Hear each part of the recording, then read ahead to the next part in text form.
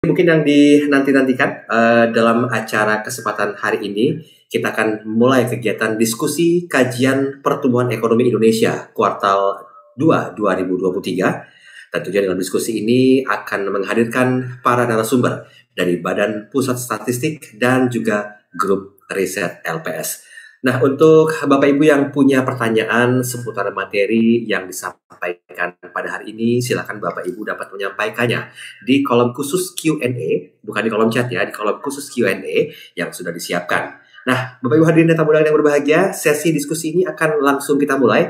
Untuk itu saya mengundang rekan saya, beliau adalah koordinator dari Riset LPS, Bapak Muhammad Rifki, PhD CFA, untuk bisa memandu diskusi kita pada siang hari ini. Ya, Assalamualaikum, selamat siang Mas Rifki. Waalaikumsalam warahmatullahi wabarakatuh. Selamat siang, Mas Deril. Gimana, sehat Mas Rifki ya? Alhamdulillah sehat, Mas. Mas Deril Mas, gimana? Alhamdulillah sehat. Mas Rifki, mohon izin Mas, sebelum kita bahas tentang pertumbuhan ekonomi Indonesia kuartal 2, apa perspektif yang mungkin bisa disampaikan di awal? Iya, Mas. Jadi sesuai dengan yang tadi dari pimpinan kami, Bu Lana juga sudah menyampaikan ya, Mas Deril, memang istimewanya di kuartal 2 ini memang biasanya rame nih, Mas. Jadi kuartal 2 ini ada lebaran juga, terus juga kebetulan kuartal 2 tahun ini kita juga ada liburan yang panjang, seperti itu ya. Makanya memang sangat menarik bagi kita untuk kita coba membedah nih Ya. pertumbuhan ekonomi kita di 2023 ini seperti apa gitu ya. Dan tentu paling pas untuk berbicara seperti itu adalah tentu dari ahlinya sendiri, yaitu dari teman-teman BPS gitu, Mas. Oke, baik. Mas Rifki, saya tidak ingin berlama-lama. Silakan, ini waktu Anda untuk Ya, memandu secara keseluruhan perbincangan atau diskusi kita hari ini. Silakan. baik. Terima kasih banyak, Mas Deril. Assalamualaikum warahmatullahi wabarakatuh, Bapak Ibu sekalian. Yang saya hormati Ibu Lana Sulistianingsih, Wakil Ketua Dewan Komisioner LPS, Bapak Teddy Alamsyah, Ketua Umum DPP Perbarindo, Bapak Herman Sahirudin selaku Direktur Grup Riset LPS yang juga kebetulan pada siang hari ini alhamdulillah berkesempatan juga untuk menjadi salah satu pembicara kita. Kemudian Bapak Hadi Susanto MA selaku Koordinator Fungsi di Neraca Pemerintah dan Badan Usaha Direktorat Neraca Pengeluaran Badan Pusat Statistik atau BPS. Ibu Yulia Trimadani dari divisi yang sama sebagai statistisi ahli muda di BPS. Kemudian juga saya izin menyapa kepada Bapak dan Ibu jajaran Perbarindo dan BPR, jajaran LPS, rekan-rekan LPS, rekan-rekan dari BPS, serta segenap hadirin yang sudah sama-sama hadir di siang hari ini. Saya ucapkan selamat datang dalam acara kita yang bertajuk obrolan seputar ekonomi atau ospek. Jadi memang karena ini obrolan, jadi kita harapkan di siang hari ini yang mungkin habis pada makan, mudah-mudahan nggak pada ngantuk karena kita mengobrol santai saja, tidak usah terlalu formal, tapi tetap kita dapat menyerap ilmu-ilmu yang akan disampaikan oleh para narasumber. Nah, ini juga merupakan salah satu rangkaian acara LPS Call for Research. Kemudian setelah Bapak Ibu yang saya hormati, perekonomian Indonesia saat ini masih dalam track pemulihan sebenarnya Bapak Ibu ya, seperti yang kita ketahui bersama pasca pandemi COVID-19. Setelah tumbuh sebesar 5,03% di kuartal 1 2023, kuartal 2 2023 mencetak pertumbuhan yang lebih tinggi lagi yaitu di 5,17%, yang mana baru sekitar 2 hari lalu dipublikasikan oleh teman-teman kita di BPS. Di kuartal 2 ini terjadi berbagai peristiwa penting bagi ekonomi seperti yang saya sebutkan tadi, ada Hari Raya Idul Fitri, terus juga ada penyaluran bantuan sosial pemerintah. Namun di sisi lain sebenarnya kita juga tidak boleh lupa ada efek dari pelemahan ekonomi negara-negara besar di dunia gitu. Jadi memang informasinya ini mix nih, ada berita baik, ada berita buruk gitu ya. Nah, dan yang mana semua faktor tersebut mempengaruhi kinerja ekonomi kita di kuartal 2 ini, baik dari sisi konsumsi, investasi, pengeluaran pemerintah, dan juga ekspor impor. Kemudian oleh sebab itu, maka dari itu kita, karena mumpung masih fresh nih, baru 2 hari lalu dipublikasikan, kita akan membedah lebih lanjut pertumbuhan ekonomi Indonesia di kuartal 2 2023, dan juga kita akan membedah juga kaitannya dengan dinamika simpanan di industri perbankan Indonesia. Jadi kita akan bagi menjadi 2 sesi, Bapak Ibu, yang akan dibawakan oleh narasumber, yang pertama dari BPS, yang kedua dari LPS. Yang pertama, untuk membedah pertumbuhan ekonomi Indonesia kuartal 2, kita kedatangan tamu yang sangat spesial dari BPS, sebuah lembaga di Indonesia yang tentunya bisa dibilang paling tahu ya perihal pertumbuhan ekonomi Indonesia. Saya ucapkan selamat datang kepada Bapak Hadi Susanto dan Ibu Yulia Trimadani. Selamat siang Bapak dan Ibu. Selamat siang, Pak. Ya, selamat siang Bapak Ibu. Sehat Bapak Ibu ya? Sehat, alhamdulillah, Pak. Alhamdulillah. Siap. Kemudian untuk yang kedua, di sesi kedua nanti kita juga akan melihat kaitannya dengan dinamika simpanan perbankan yang mana telah hadir di tengah kita seorang pembicara yang sudah tidak asing lagi bagi kita semua, itu Pak Herman Sahirudin selaku Direktur Grup Riset LPS. Selamat siang Bapak. Siang, Mas. Selamat siang. Oke, baik.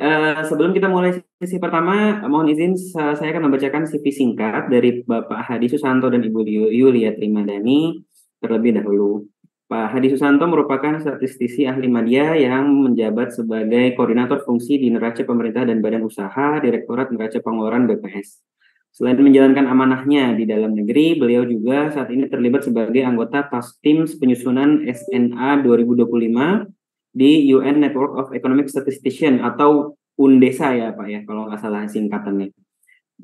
Di bawah naungan UN Department of the Economic and Social Affairs, ini UNDESA. Beliau meraih gelar Sarjana Manajemen Informatika dari Universitas Gunadarma dan meraih gelar Master of Arts in Development Management dari Universitas Bochum, Jerman. Tergabung di divisi yang sama dengan Bapak Hadi, Ibu Yulia Trimadani merupakan statistisi ahli muda di Neraca Pemerintah dan Badan Usaha BPS.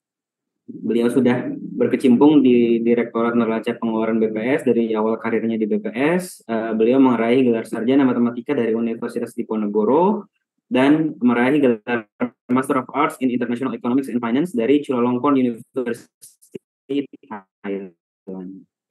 Jadi pada kesempatan ini para tamu kita ini akan sharing mengenai kondisi pertumbuhan ekonomi Indonesia di kuartal 2 2023 lalu. Mohon izin juga kembali mengingatkan kepada Bapak Ibu, jika ada pertanyaan silahkan disampaikan di kolom Q&A dan akan kita bacakan setelah pemaparan kedua sesi. Ya, terima kasih banyak. Tanpa berlama-lama, mari kita dengar sama-sama pemaparan dari Bapak Hadi dan Ibu Yulia. Kepada Bapak dan Ibu, waktu dan tempat kami persilakan. Silakan Bapak Ibu. Rifki, apakah suara saya terdengar? Sudah Pak, sudah terdengar. Ya. Baik, Assalamualaikum warahmatullahi wabarakatuh. Selamat siang. Salam sejahtera untuk kita semua. Mohon izin sebelumnya Bu Lana, Wakil Ketua LPS, Pak Teddy Alamsyah, Ketua Umum DPP Perbarindo, Pak Herman Sahirudin dari Grup Riset LPS. Dengan Pak Herman nih kita sudah pernah rapat bareng Pak soal blanket garansi Pak dulu. Itu masih kami ingat sampai sekarang Pak. Jadi di kesempatan yang baik ini ya saya membawa nih berlima ya, membawa 4 kawan kami dari BPS ya, untuk bisa sharing knowledge ya mengenai yang baru 2 hari kemarin kita rilis ya, yaitu mengenai pertumbuhan ekonomi Indonesia triwulan 2 2023 ya. Di mana kita setiap 35 hari biasanya. Yang kemarin itu 37 hari. Setiap 35 hari kita merilis GDP kita ya. Jadi tadi sebagaimana sudah disinggung oleh Bu Lana ya, Q2 yang dimulai bulan Maret ya, awal Maret dan diakhiri akhir Juni itu bisa kita rilis di tanggal 7 kemarin. Kalau kita lihat ya untuk rilis GDP pertumbuhan ekonomi kita yang kemarin itu kita agak di atas ekspektasi para ekonom gitu ya mungkin ya. Jadi kita rilis pertumbuhan ekonomi sebesar 5,17% ya. Kalau kita lihat ya ada konsensus ya, ada estimasi pendahuluan ya, dari beberapa ekonom itu bervariasi. Ada yang dari mulai di bawah 4,98 ya. Ada juga yang sampai di atas dari 5,3 ya. Dan biasanya dari konsensus tersebut ya, kemudian yang menjadi palunya itu adalah BPS. Ketika BPS merilis pertumbuhan ekonomi, maka semua akan ikut gitu. Nah, tidak heran ya, berarti dari para ekonom, pemerhati ekonomi yang sudah menduga angkanya berbeda, tentu saja akan menggali gitu dari BPS gitu. Apa yang menjadi penyebab perkiraan dari mereka itu berbeda. Nah, inilah diantaranya salah satunya upaya kita mensosialisasi angka yang kita hasilkan ya melalui pertemuan-pertemuan seperti ini. Boleh maju? Ya, maju. Ya, jadi di komunikasi kami sebelumnya ya dengan panitia mungkin ya dari LPS ya, ini dikarenakan audiens kita ini sekarang sangat banyak ya, dan di mana tidak semuanya mungkin paham ya dengan indikator-indikator ekonomi yang dirilis oleh BPS ya. Yang paling terutama adalah GDP atau PDB ya, sebagai indikator ekonomi yang utama. Kita menghasilkan PDB itu sudah lama, dari sejak tahun 60-an ya. Cuma ada perbaikan, baik itu perbaikan secara konseptual maupun dalam proses statistik, mulai dari pengumpulan datanya hingga pengolahan dan penyajiannya. Maju. Secara ringkas ya, yang dimaksud dengan GDP atau PDB itu didefinisikan sebagai nilai dari nilai tambah yang dihasilkan oleh semua industri ya, mulai dari pertanian, pertambangan, industri manufaktur, jasa-jasa dan semuanya itu kita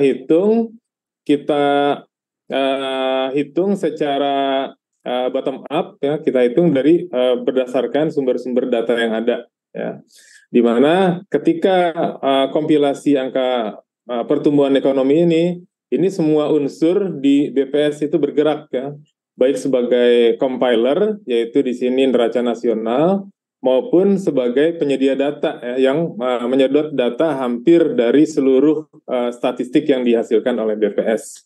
Dan itu kita lakukan secara rutin setiap 3 bulan.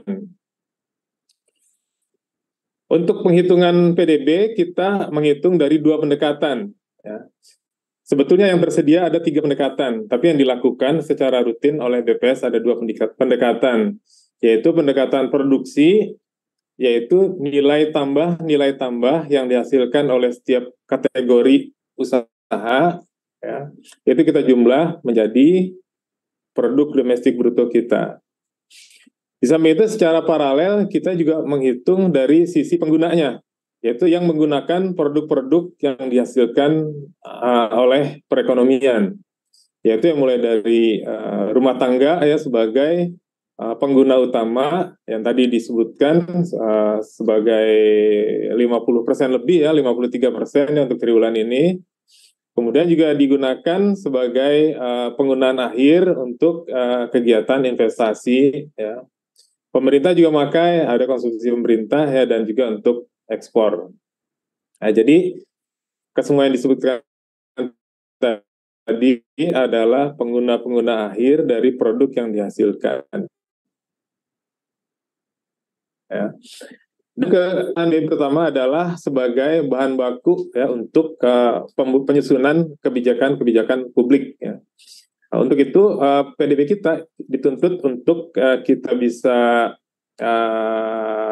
bisa hasilkan secara frequently, yaitu tiap 3 bulan sekali, dan secara granular, yaitu sampai level provinsi. Dan mulai tahun ini kita akan menyediakan PDB atau PDRB sampai level kabupaten. Jadi 500-an kabupaten kota dan kabupaten, ditambah dengan 34 provinsi, ditambah dengan nasional, itu merilis angka PDB dan PDRB secara bersamaan, dan angkanya tersebut kami jaga konsistensinya, kurang lebih seperti itu.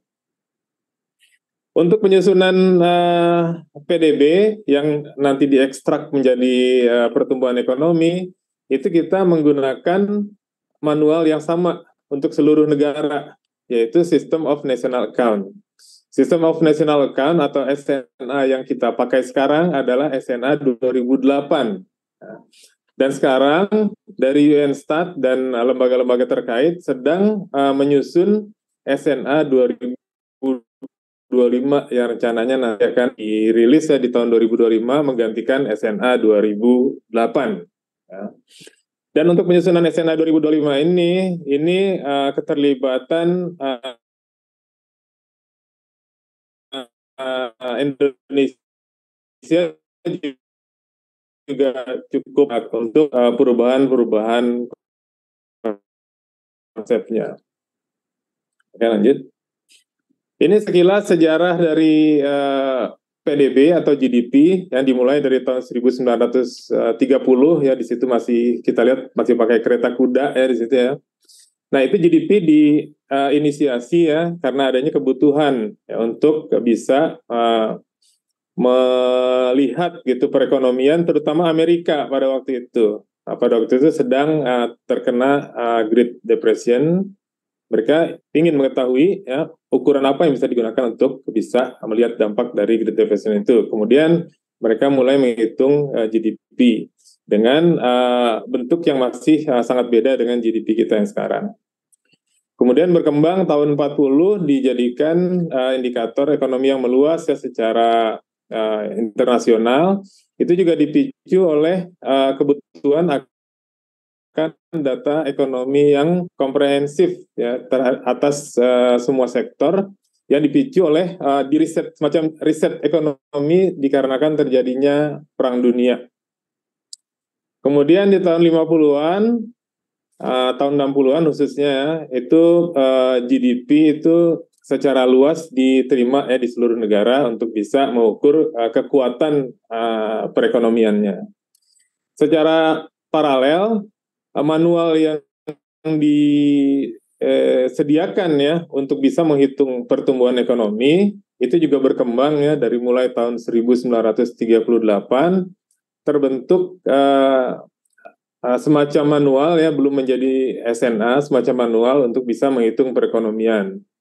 Kemudian tahun 53 itu adalah versi pertama dari System of National Account, tahun 68 versi kedua, 93 dan 2008 versi yang sekarang kita pakai. Ya.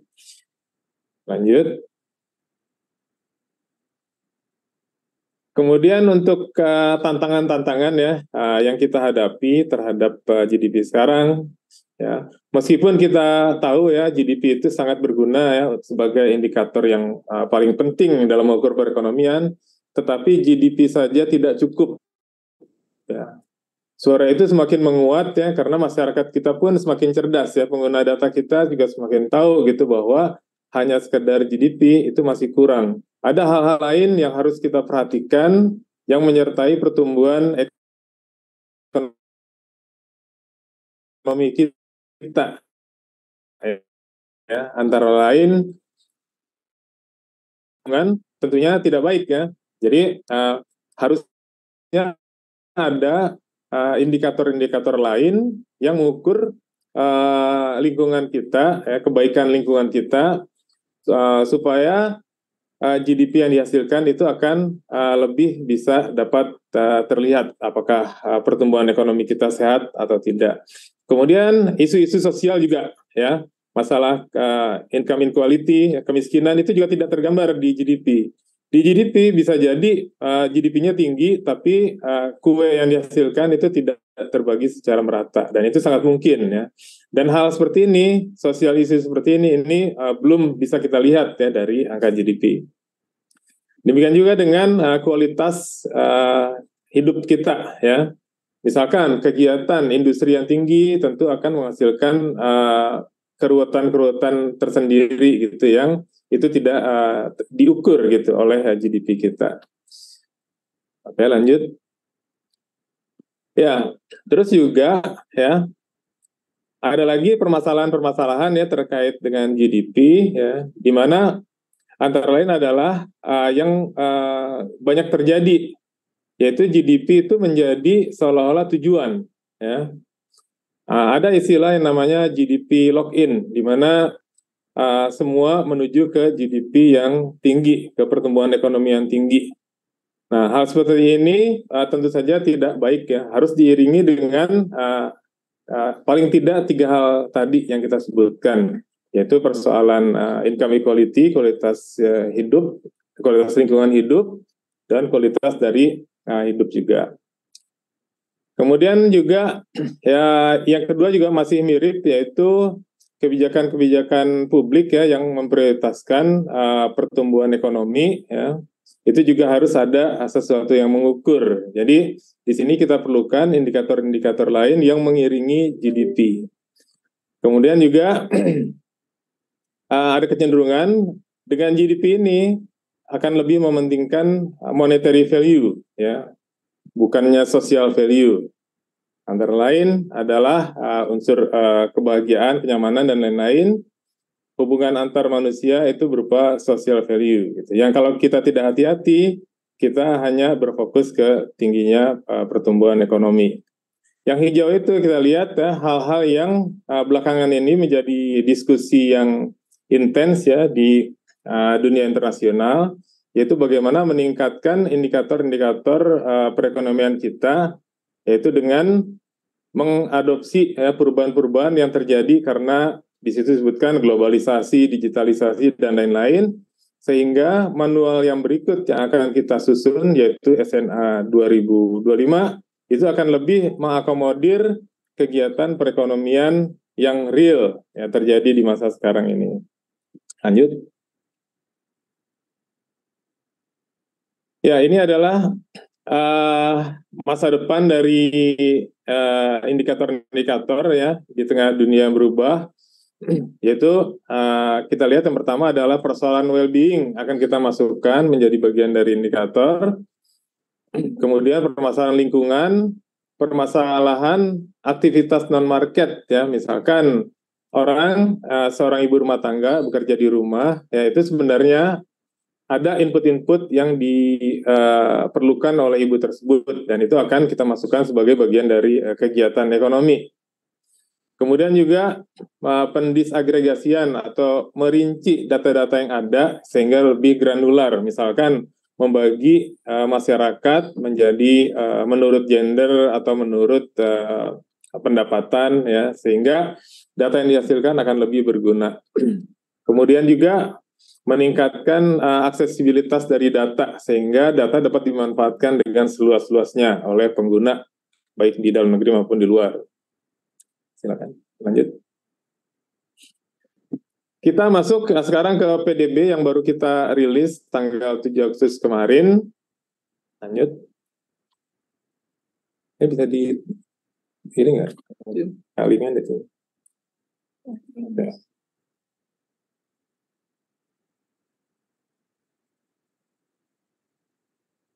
Oke, jadi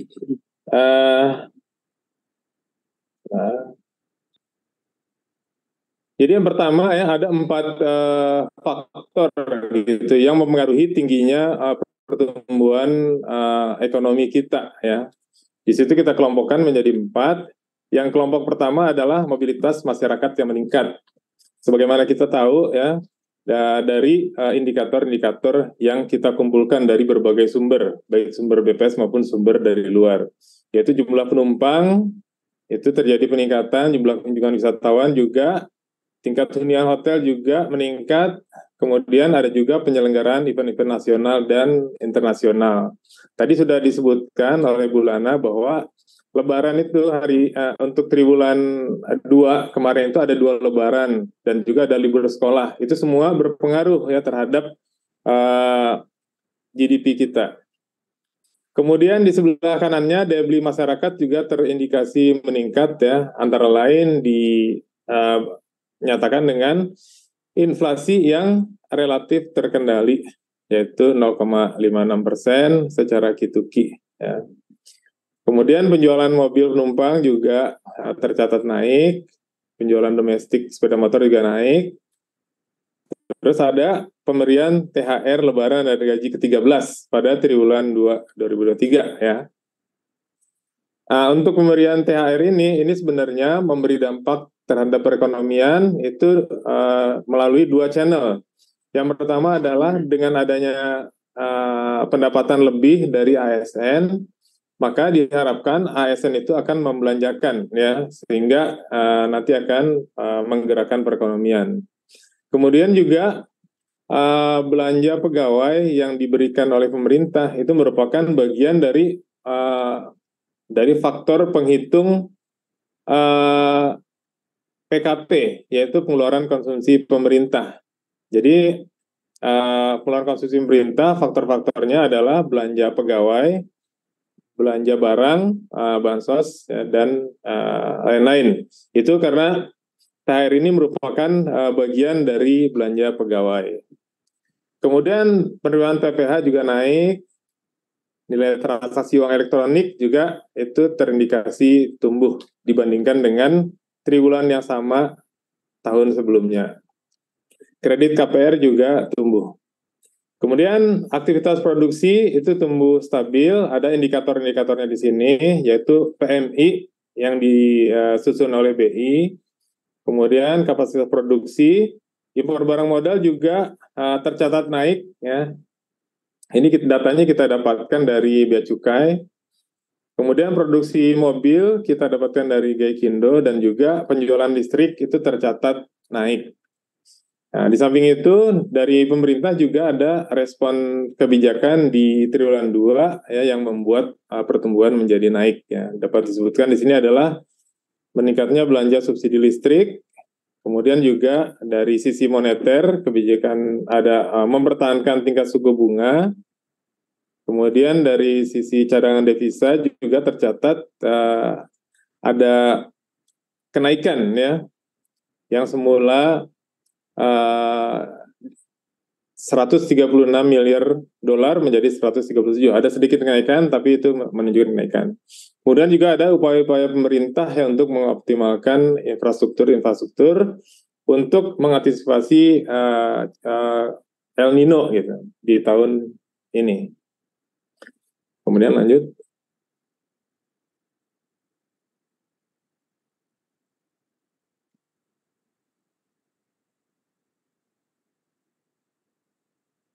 Sehingga dengan demikian perekonomian Indonesia tercatat tumbuh solid ya.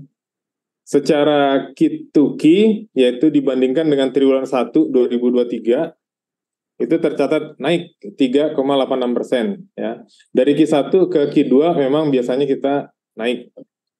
Kemudian next. Oke. Secara year-on-year yaitu dibandingkan dengan triwulan yang sama yaitu triwulan 2 tahun kemarin tahun 2022 tercatat naik sebesar 5,17% ya. Di situ Bapak Ibu bisa lihat ya ada ADHB dan ADHK ya.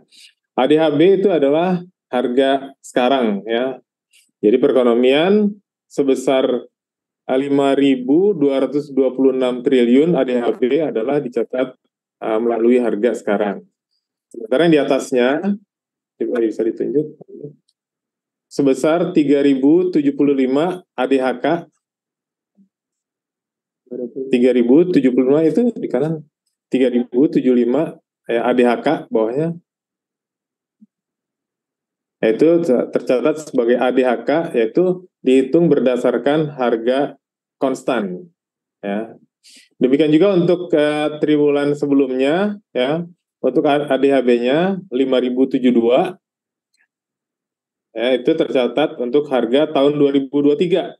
Sementara 2.961 tercatat menurut harga tahun 2010 ya. Di sini untuk pertumbuhan ekonomi yang kita dengar tadi ya 5,17% itu selalu dihitung menurut harga konstan. Jadi kedua-duanya baik yang dibandingkan maupun pembanding itu adalah menurut harga tahun 2010. Dan secara situasi, yaitu capaian kita dalam dua triwulan ini, triwulan 1 dan triwulan 2, tercatat tumbuh 5,11%. Lanjut.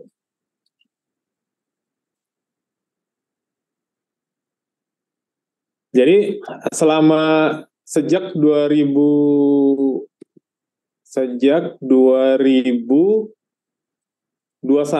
ya, selesainya COVID itu 2021 triwulan 2 ya, kita lihat yang di tabel di grafik yang bawah itu 7,08 itu selesainya COVID ya, kita langsung lompat itu dari di bawah 0. Nah, kemudian setelah itu bisa kita jaga ya, kecuali di triwulan 3 2021 kita bisa jaga di atas 5%. Ya tentunya ini upaya keras kita semua gitu, baik yang di sektor pemerintahan maupun di sektor moneter. Jadi kelihatannya pertumbuhan kita di rejim 5% ini sudah kembali ke sebelum COVID. Ya, pertumbuhannya yaitu sekitar 5%. Jadi bisa kita lihat dampak COVID itu terjadi mulai dari Q1 2020 ya, bertunjuk Q1 2020. Di situ sebesar 2,97%. Ya. Kemudian paling parah adalah di Q2 2020 sebesar minus 5,32%. Pada periode COVID ini juga kita lihat ada sedikit gejolak ya di pertumbuhan secara Q2Q, yaitu di grafik yang atas. Ya, di situ ada gejolak ya, ada perubahan pola, dan sejak tahun 2021 ya sudah kembali ke pola seperti biasa, yaitu terjadi puncak ya, peaknya itu di Q2 ya. Nah, dengan demikian, karena sekarang ini Q2, Q3 nanti kita mungkin tidak bisa expect ya pertumbuhan akan setinggi sekarang. Nanti akan kita lihat. Oke, lanjut.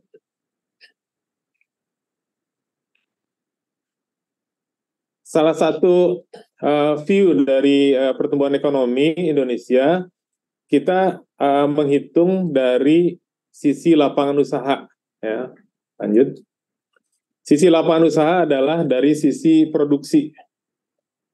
Jadi kalau kita ingin melihat ya, kekuatan ekonomi ya, kekuatan produksi ya dari kategori-kategori yang ada di perekonomian, itu kita melihatnya dari PDB atau GDP menurut lapangan usaha yang membagi menjadi 1, 2, 3, 4, 5, 17 yang membagi menjadi 17 kategori, mulai dari kategori yang pertama yang primer ya, kategori yang terkait dengan sumber daya alam, sampai kategori yang terakhir yaitu kategori yang terkait dengan jasa-jasa.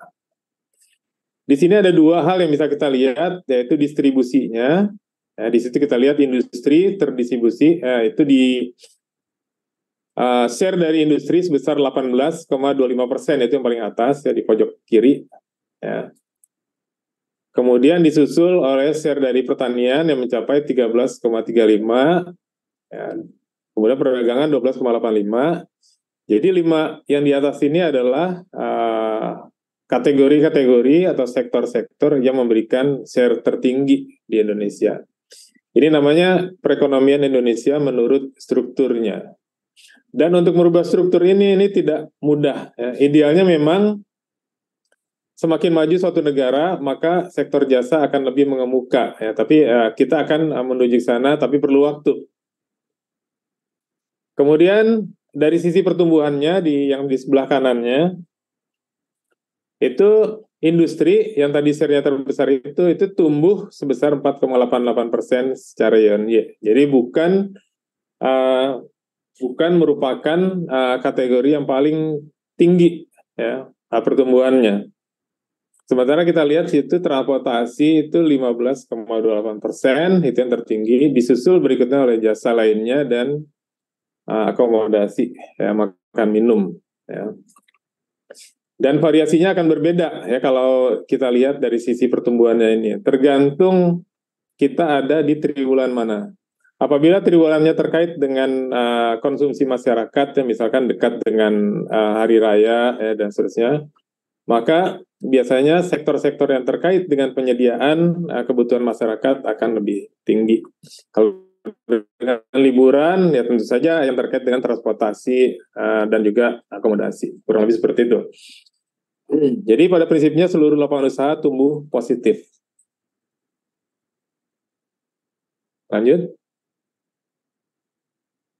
Nah ini kalau kita lihat lebih dalam lagi ya pertumbuhan dari lapangan usaha. Ya.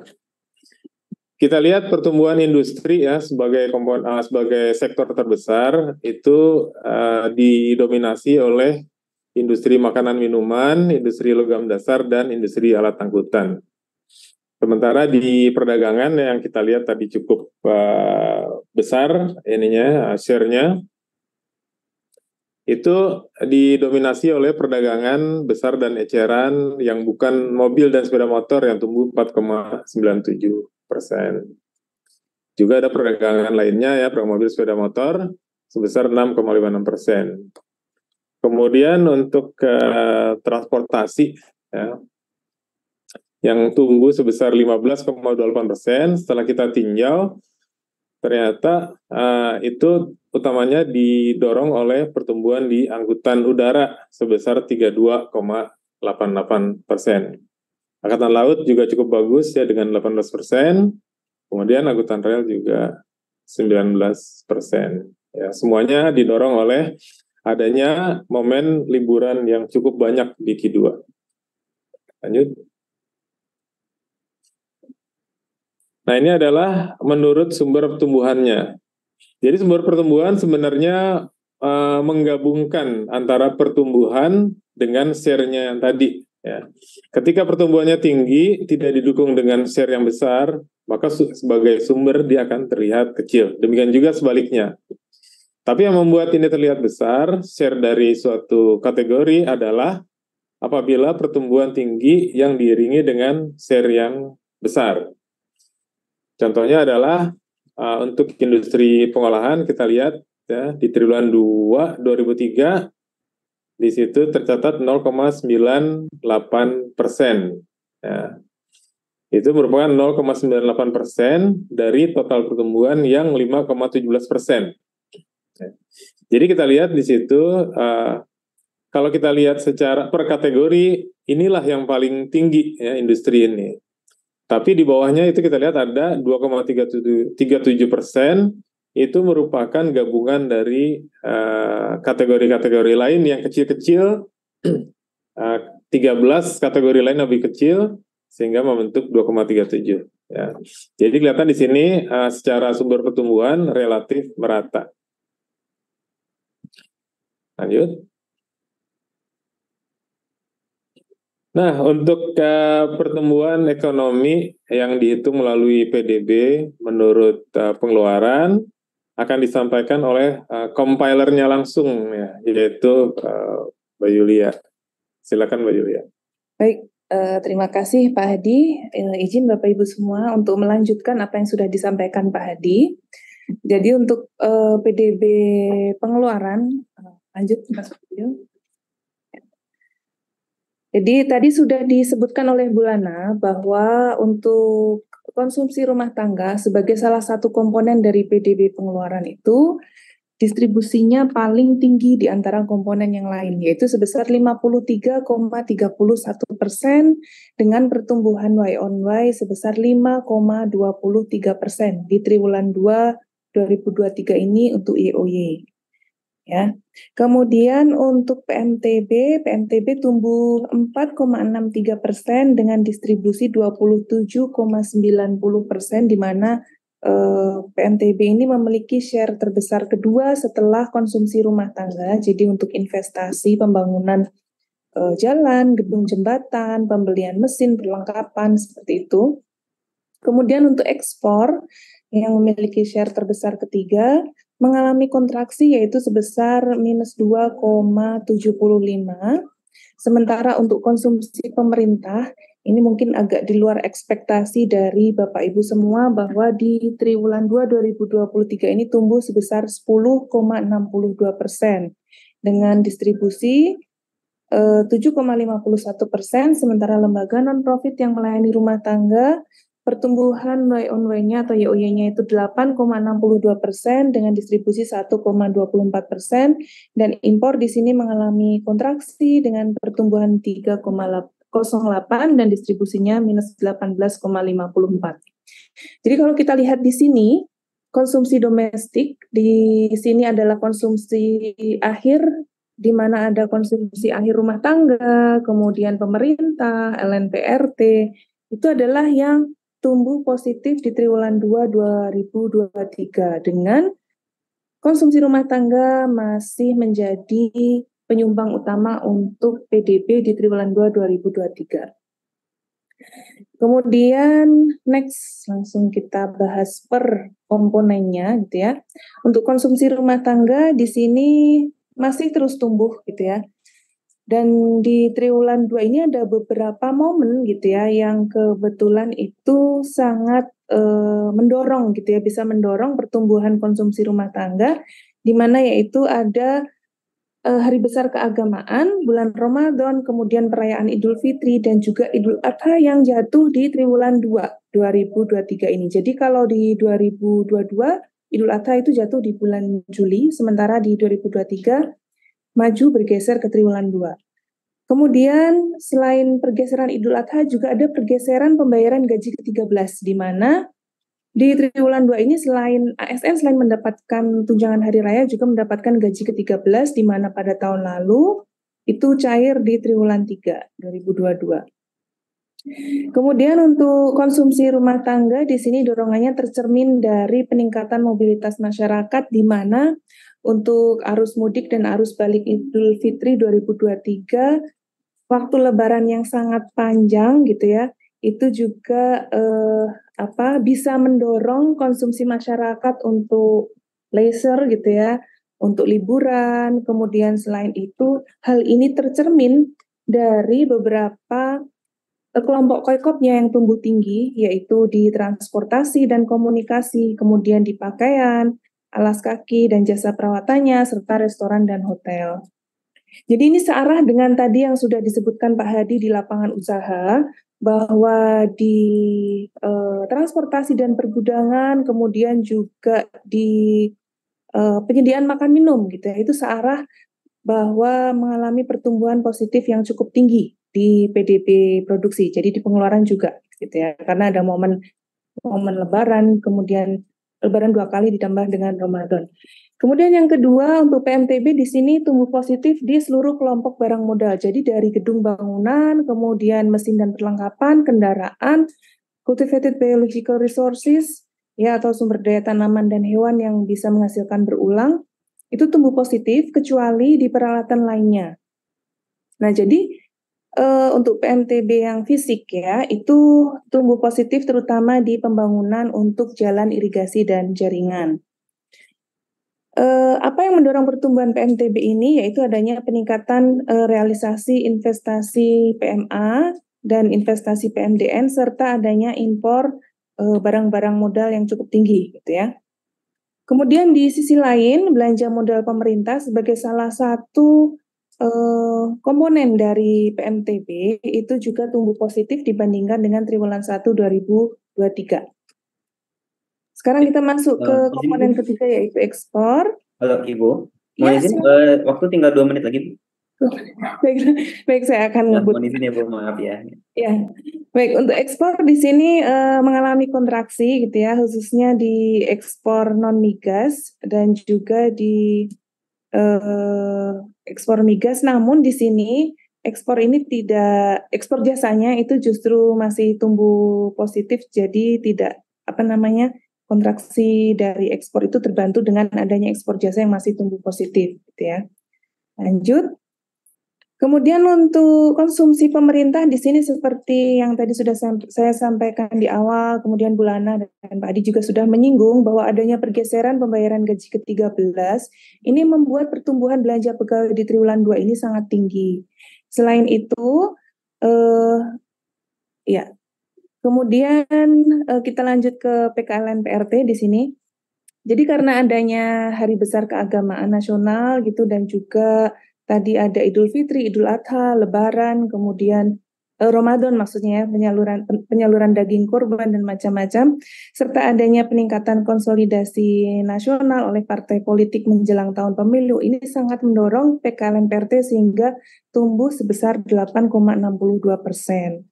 Nah, ini indikatornya dari mana gitu ya? Dari konsumsi listrik gitu untuk kelompok sosial yang tumbuh sebesar 13,95% di triwulan 2 ini.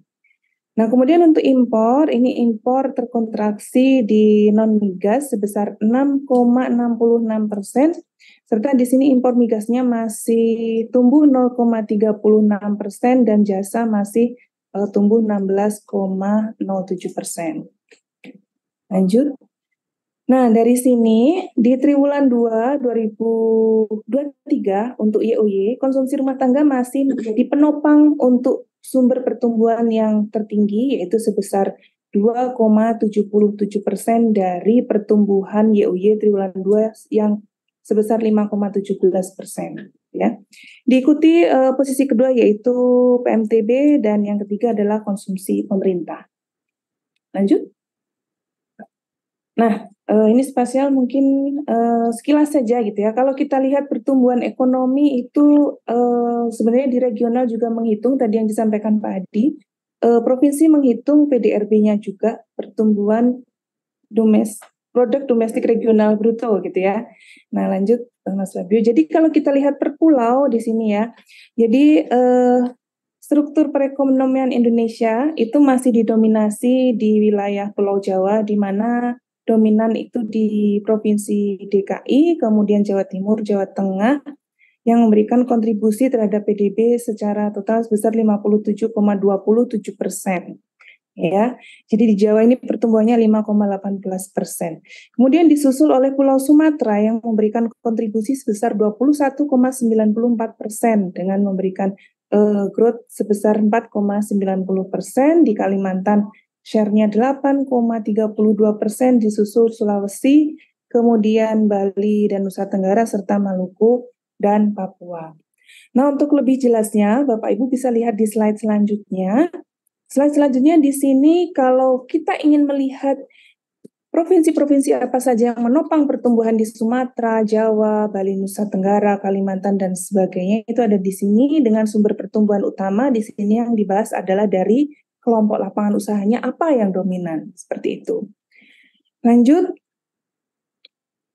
Nah, untuk perakiraan dan arah pertumbuhan ekonomi seperti yang disampaikan sebelumnya oleh panitia, mungkin Pak Hadi yang akan melanjutkan kembali. Terima kasih. Oke, baik ya. Mungkin ya karena waktunya juga sudah habis ya. Jadi mungkin secara sekilas saja ya. Jadi untuk pertumbuhan ekonomi, BPS tidak melakukan perhitungan perkiraan ya, tidak melakukan proyeksi. Tapi dari pihak lain ya terbuka, kita siapkan ya data-datanya, indikator-indikator yang ada berupa PDB, inflasi, dan lain-lain yang kita rilis, supaya bisa dilakukan proyeksi oleh pihak lain. Kalau dari kami, kita cuma bisa memberikan indikasi-indikasi ya, antara lain yang sudah disebutkan tadi ya. Untuk faktor pertumbuhan di triwulan 2 ya, kemarin itu kalau misalkan ya anggaplah kita sedang perang, itu peluru sudah banyak terpakai itu di triwulan 2 ya. Antara lain hari-hari besar keagamaan itu banyak sekali di situ. Ya, ada Lebaran, Idul Fitri, ada Idul Adha, THR juga sudah dibayar ya karena di triwulan 2. Mungkin nggak akan dibayar lagi di triwulan 3, agak berat juga. Terus juga gaji ke-13 juga sudah dibayar. Tahun ajaran baru juga. Jadi kalau kita melihat ya secara indikatif ya memang kelihatannya triwulan 3 itu tidak akan setinggi triwulan 2 ya karena memang triwulan 2 kemarin ini termasuk spesial gitu ya. Kita terbantu oleh adanya event-event maupun kegiatan-kegiatan yang sangat menaikkan perekonomian kita. Saya kira cukup sekian dulu ya dari kita ya. Mungkin silakan kalau ada pertanyaan nanti setelah paparan yang berikut. Silakan saya kembalikan ke Pak Rifki. Terima kasih. Ya. Terima kasih banyak atas sharingnya Bapak Hadi dan Ibu Yulia. Alhamdulillah kita semua jadi lebih tercerahkan ya Bapak Ibu terkait dengan perkembangan kondisi ekonomi Indonesia khususnya di kuartal kedua ini. Tadi beberapa hal yang menurut saya menarik ya. Tadi ada statement bahwa trajektori pertumbuhan kita sudah kembali ya Pak Hadi ya ke sebelum pandemi, itu memang di kisaran 5%-an ya Pak ya. Iya. Dan pada kuartal 2 kemarin dari seluruh lapangan usaha tadi saya notice sektor transportasi yang tumbuh paling cepat, mungkin karena yang tadi ditopang dengan orang-orang pada traveling. Mungkin war tiket itu yang orang-orang pada ke Singapura juga mungkin ikutan juga Pak ya. Dalam berkontribusi ya Pak ya. Siap. Terus untuk yang kalau dari sisi kemarin pengeluaran memang betul berarti ya dari Ibu Lana tadi juga sudah menyebutkan konsumsi dan PMTB memang meningkat ya Bapak Ibu. Oke, selanjutnya setelah membedah pertumbuhan ekonomi Indonesia, akan sangat menarik jika coba kita lihat kaitannya dengan industri perbankan. Dalam hal ini terkait dengan dinamika pertumbuhan sebenarnya di masyarakat. Maka dari itu, di sesi kedua ini kita akan mendengarkan paparan dari Bapak Herman Saherudin, selaku Direktur Grup Riset LPS. Izin saya sedikit membacakan CV singkat dari Pak Herman. Bapak Herman sekarang menjabat sebagai Direktur Grup Riset LPS. Beliau sudah berkarir di LPS sejak tahun 2008, yang sepanjang karirnya mayoritas berfokus pada pelaksanaan analisis dan riset. Di samping menjalankan amanahnya di LPS, beliau juga terus aktif melakukan riset akademik dan mempublikasikan hasil-hasilnya di jurnal internasional berreputasi. Beliau meraih gelar sarjana dan master dari Fakultas Ekonomi Universitas Indonesia dan gelar doktor di bidang Banking and Finance dari University of South Carolina, Amerika Serikat.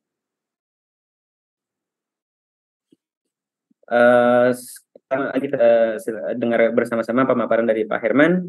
Waktu dan tempat kami persilahkan Pak Herman. Terima kasih Mas Riki.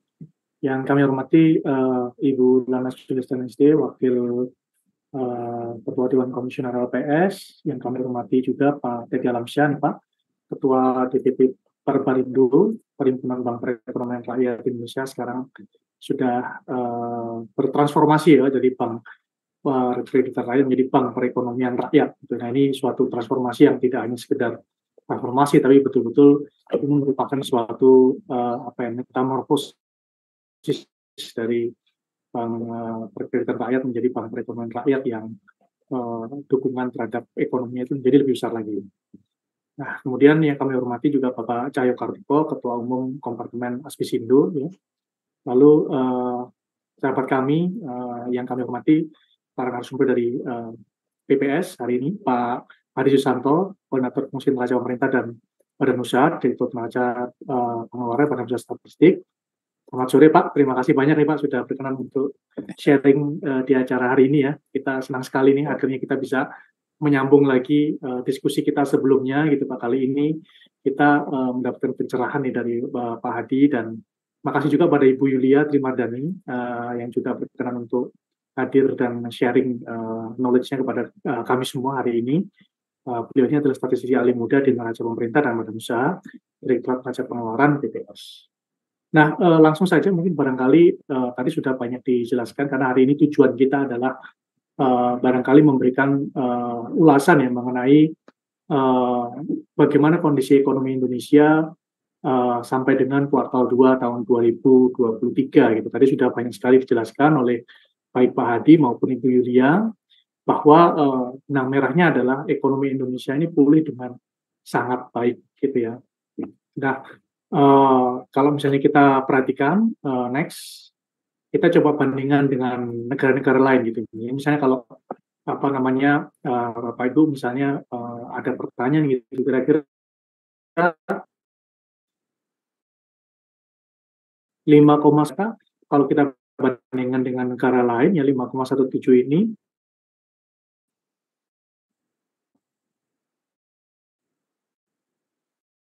kita bisa dilihat di nomor 2 setelah Tiongkok, yang kita tahu memang Tiongkok atau RRC itu adalah satu negara yang pertumbuhannya juga sangat cepat pasca COVID-19.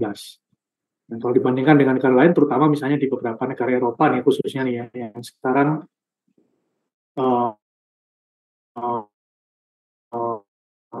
sudah negara Asia lain juga, Indonesia kita bandingkan dengan Korea Selatan yang hanya 0,9%, kemudian Saudi Arabia 1,1% ya, kita jauh lebih baik. Jadi we are in a good shape gitu ya. Nah, berikutnya. Nah, ini ada riset menarik ya, tahun 2023, jadi fresh from the open risetnya dari teman-teman World Bank, jadi para penelitinya itu kalau masih Selik, kemudian ada Ayhan Kursi yang saya juga kenal beliau, dan teman-teman peneliti lainnya dari World Bank. Ini melihat, mereka melakukan estimasi berapa potensial growth atau pertumbuhan potensial dari ekonomi berbagai negara di dunia, termasuk di Indonesia. Nah, ini angka-angka ini menunjukkan bahwa mereka, jadi memang untuk mengukur potensial growth atau potensi pertumbuhan ekonomi suatu negara itu banyak metode ya. Nah, di sini mereka menggunakan berbagai macam metode, ada 8 yang dicoba gitu ya. Ada 8 metode berbeda yang dicoba, mulai dari yang sederhana sampai yang kompleks multivariat, mereka coba satu-satu, lalu kemudian hasilnya diplot berapa potensial growth dari tahun ke tahun untuk sekitar 173 negara ya, kalau nggak salah. Jadi hasilnya adalah, ya kita summary-kan di slide 3 ini. Jadi semakin gelap itu menunjukkan potensi pertumbuhan ekonomi yang semakin tinggi. Nah, kalau kita lihat di sini Indonesia berada di mid level ya, jadi pertumbuhan ekonomi potensial Indonesia itu menurut riset World Bank itu berada memang di sekitar 5%, sehingga tadi seperti disampaikan oleh Pak Hadi juga bahwa perekonomian kita sudah pulih gitu ya, tetapi memang ada beberapa bagian yang barangkali pulihnya masih secara gradual, contohnya dari sisi investasi atau tadi dari pembentukan modal tetap bruto atau PMTB ya. Nah, jadi tapi kalau kita bandingkan dengan rata-rata potensi pertumbuhan global, jadi artinya kalau misalnya potensi pertumbuhan berbagai negara ini kita rata-ratakan gitu ya, maka rata-ratanya itu hanya sekitar 4%-an ya. Jadi artinya kalau misalnya di sini hasil estimasi World Bank itu sekitar 5 up gitu, kalau saya ambil nilai maksimumnya, maka potensi pertumbuhan ekonomi Indonesia ini di atas rata-rata potensi pertumbuhan global sebenarnya.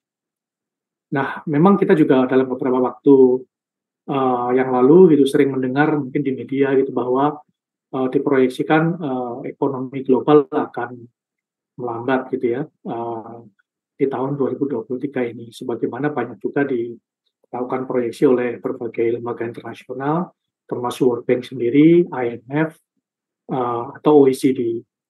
Nah, tetapi Bapak Ibu sudah perhatikan tadi dari presentasi Pak Adi dan Bu Yulia ya, bahwa kekuatan ekonomi Indonesia itu terletak terutama dari sektor konsumsi domestik ya. Jadi artinya karena kita punya, ya mungkin lebih sederhananya adalah karena Indonesia ini punya 275 juta penduduk gitu ya, kita punya artileri pertumbuhan ekonomi dari dalam negeri yang sangat besar gitu ya. Oleh sebab itu, meskipun ekonomi global melambat, jangan khawatir karena kita punya kekuatan domestik, yaitu tadi yang didorong oleh konsumsi gitu ya.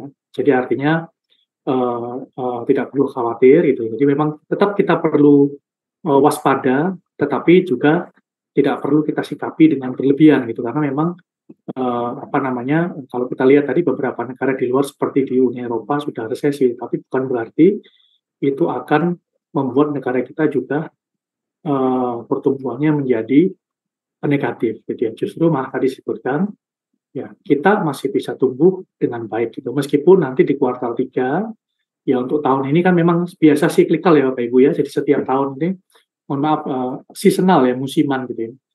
Jadi setiap tahun itu pertumbuhan ekonomi itu biasanya ada musimannya, di mana pada kuartal-kuartal tertentu itu biasanya lebih cepat daripada kuartal yang lain, karena ada tadi event-event yang tadi disebutkan, seperti ada pembayaran gaji ke-13, kemudian Hari Raya Idul Fitri gitu ya. Ini semua membantu untuk mendorong ekonomi lebih cepat tumbuh di kuartal tertentu, di mana event-event ini biasanya terjadi. Nah, memang tahun 2023 dan 2024 ini kan juga nanti kita juga akan expect ada pemilu ya. Nah, biasanya memang pemilu ini juga akan membantu untuk lebih menggerakkan perekonomian. Gitu. Tapi seberapa besar dampaknya, tentu yang paling penting tadi ada yang lebih dapat mendorong baik dari terutama dari sisi konsumsi ya. Jadi seberapa besar dampaknya. Nah, nanti kita coba lihat ke depannya kira-kira seperti apa. Yang jelas terlepas dari faktor seasonal atau musiman, memang artileri atau event-event yang biasanya mendrive pertumbuhan ekonomi di suatu kuartal lebih cepat itu memang terjadi di kuartal 2 gitu ya. Nah, bagaimana ke depannya? Nah, kita coba lihat ya beberapa indikasinya dari sudut pandang mungkin beberapa data yang dimiliki LPS itu, mungkin Bapak Ibu juga bisa lihat datanya juga di website kami gitu ya. Next. Nah, oke. Orang saya pikir ini mungkin refreshing juga, tadi juga sudah disebutkan oleh Pak Teddy untuk DPR ya, barangkali. Tapi secara general, kalau kita lihat industri perbankan kita itu berada dalam kondisi yang stabil dan solid ya. Jadi modalnya cukup, saat ini rata-rata sekitar 25,41%, kemudian NPL gross juga berada pada level yang terkendali di 2,44%. Kemudian dana pihak ketiga itu berada pada dengan pertumbuhan 5,79%, gitu. Jadi sudah ternormalize dari pertumbuhan sebelumnya yang pada saat COVID orang tidak bisa spending sehingga simpangannya naik tinggi. Nah, sekarang orang sudah mulai spending, sedangkan di sisi lain di sisi perusahaan juga sudah mulai melakukan capital expenditures, sehingga investasi bergerak, konsumsi juga pulih dengan baik gitu ya. Kemudian dari sisi kredit perbankan itu per Juni 2023 itu masih tumbuh positif 7,76%. Next lagi. Nah ini data yang menarik kalau kita lihat, mungkin tadi banyak sekali data yang disampaikan dari BPS. Nah kalau di LPS salah satu data yang menarik yang kita perhatikan itu adalah pertumbuhan simpanan kecil dan simpanan besar. Jadi simpanan perseorangan itu dapat membantu ya, jadi bukan indikator utama, tapi dapat membantu untuk memahami kira-kira pola konsumsi masyarakat itu seperti apa. Nah, kita kan tahu kalau kita dapat pendapatan, itu biasanya sebagian akan dihabiskan untuk konsumsi, nah sebagian lagi disimpan gitu ya untuk masa depan, entah diinvestasikan dalam bentuk misalnya di bank ya, disimpan di bank atau diinvestasikan dalam bentuk lain.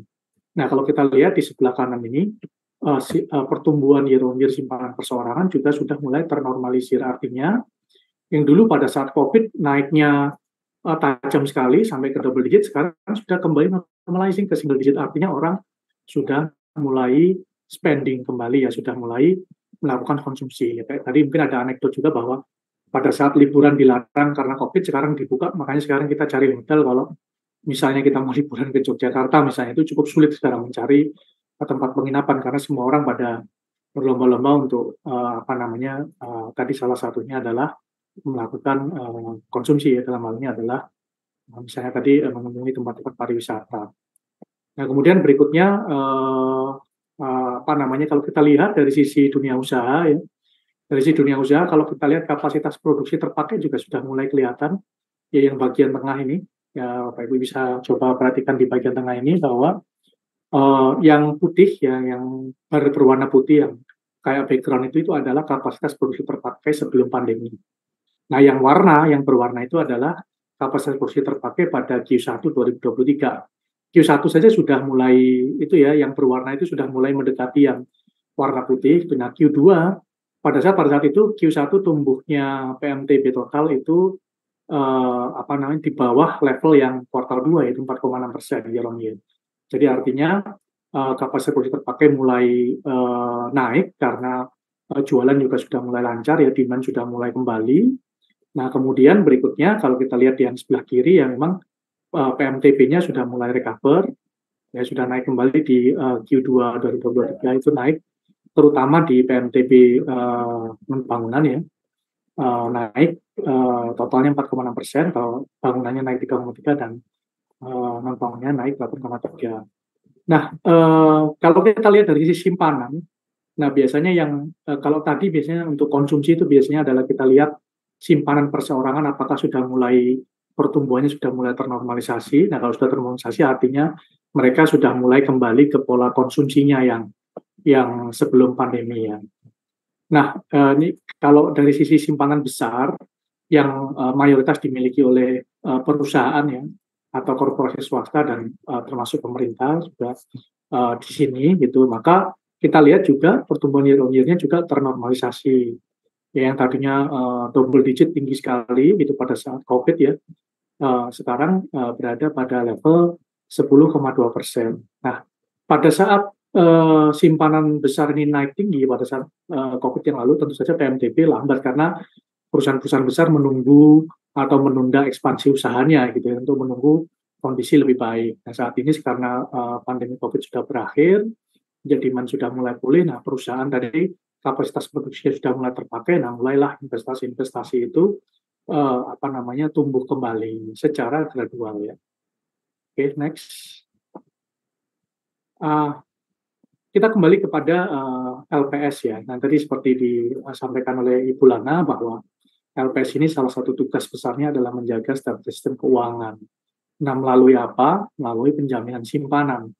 Nah, saat ini tadi saya juga lihat banyak beberapa question di di Q&A ya.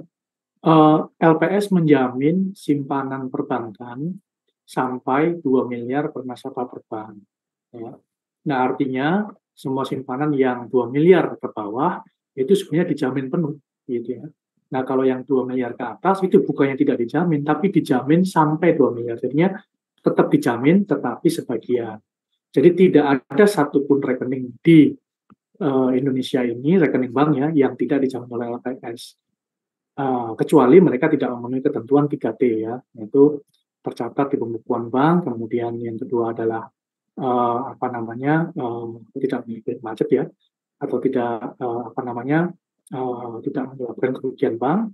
Dan yang ketiga adalah tidak mendapatkan bunga yang tidak wajar, yaitu bunga yang di atas tingkat bunga penjaminan LPS gitu ya. Nah, mungkin saya perlu garis bawahi bahwa tingkat bunga penjaminan itu adalah tingkat bunga maksimum nih. Jadi bukan tingkat bunga dasar. Tadi saya lihat di Q&A ada yang tanya tingkat bunga penjaminannya adalah tingkat bunga dasar. Jadi tingkat bunga dasar itu tingkat bunga minimal gitu ya. Kalau ini justru tingkat bunga maksimum. Jadi kalau misalnya kita ngasih bunga ke nasabah gitu, bank itu ya boleh di bawah selama dia ngasih bunganya adalah di bawah atau sama dengan tingkat bunga penjaminan LPS, maka memenuhi salah satu syarat penjaminan LPS. Jadi mungkin ini juga sekalian kita informasikan agar tidak misunderstood gitu, bahwa bunga kita itu adalah bunga maksimum gitu ya. Tujuannya justru malah memang agar tidak terjadi perang bunga yang untuk menarik dana dengan memberikan bunga terlalu besar gitu ya. Karena itu tentu saja akan mengakibatkan yang pertama dari sisi banknya tentu saja bebannya akan meningkat, sehingga perlu ada tingkat bunga maksimum untuk mencegah terjadinya perang bunga tadi. Nah, kenapa bunga maksimumnya itu di atas bank umum? Ya karena kita tahu bahwa BPR mungkin barangkali kan niche marketnya adalah nasabah-nasabah kecil ya, nasabah-nasabah UMKM barangkali ya. Nah, oleh sebab itu karena bank umum juga mungkin sebagian bank umum juga masuk ke niche market di sana, maka BPRI diberikan ruang yang lebih fleksibel untuk menentukan bunganya di atas bank umum agar mereka tidak kalah bersaing dengan bank umum dalam menarik dana nasabah, tapi juga tidak terlalu besar sehingga mengakibatkan perang suku bunga. Oleh sebab itu ada tingkat bunga maksimum. Nah, 2 miliar per nasabah per bank tadi itu sudah mencakup 99,94% dari total rekening di bank umum. Jadi 99,94% total rekening bank umum itu dijamin penuh karena dia 2 miliar atau di bawah. Kemudian di BPRS lebih tinggi lagi, yaitu 99,98% dari total rekening itu artinya dijamin penuh oleh LPS. Nah, ini besar atau kecil? Nah, sekali lagi ini kan pertanyaan relatif ya. Kita bandingkan dengan asosiasi ya. Jadi dari asosiasi internasional itu rule of thumb-nya adalah 80% sebenarnya cukup. Ya, 80% cukup kalau di rule of thumb internasional. Nah, kalau di undang-undang kita 90%. Nah, sedangkan yang saat ini dijamin oleh LPS itu hingga 99, lebih dari 99% sebenarnya sudah dijamin penuh. Next lagi, kalau kita bandingkan dengan PDB per kapita tahun 2022, PDB per kapita nominal ya, itu sekitar 28 kali Indonesia ini.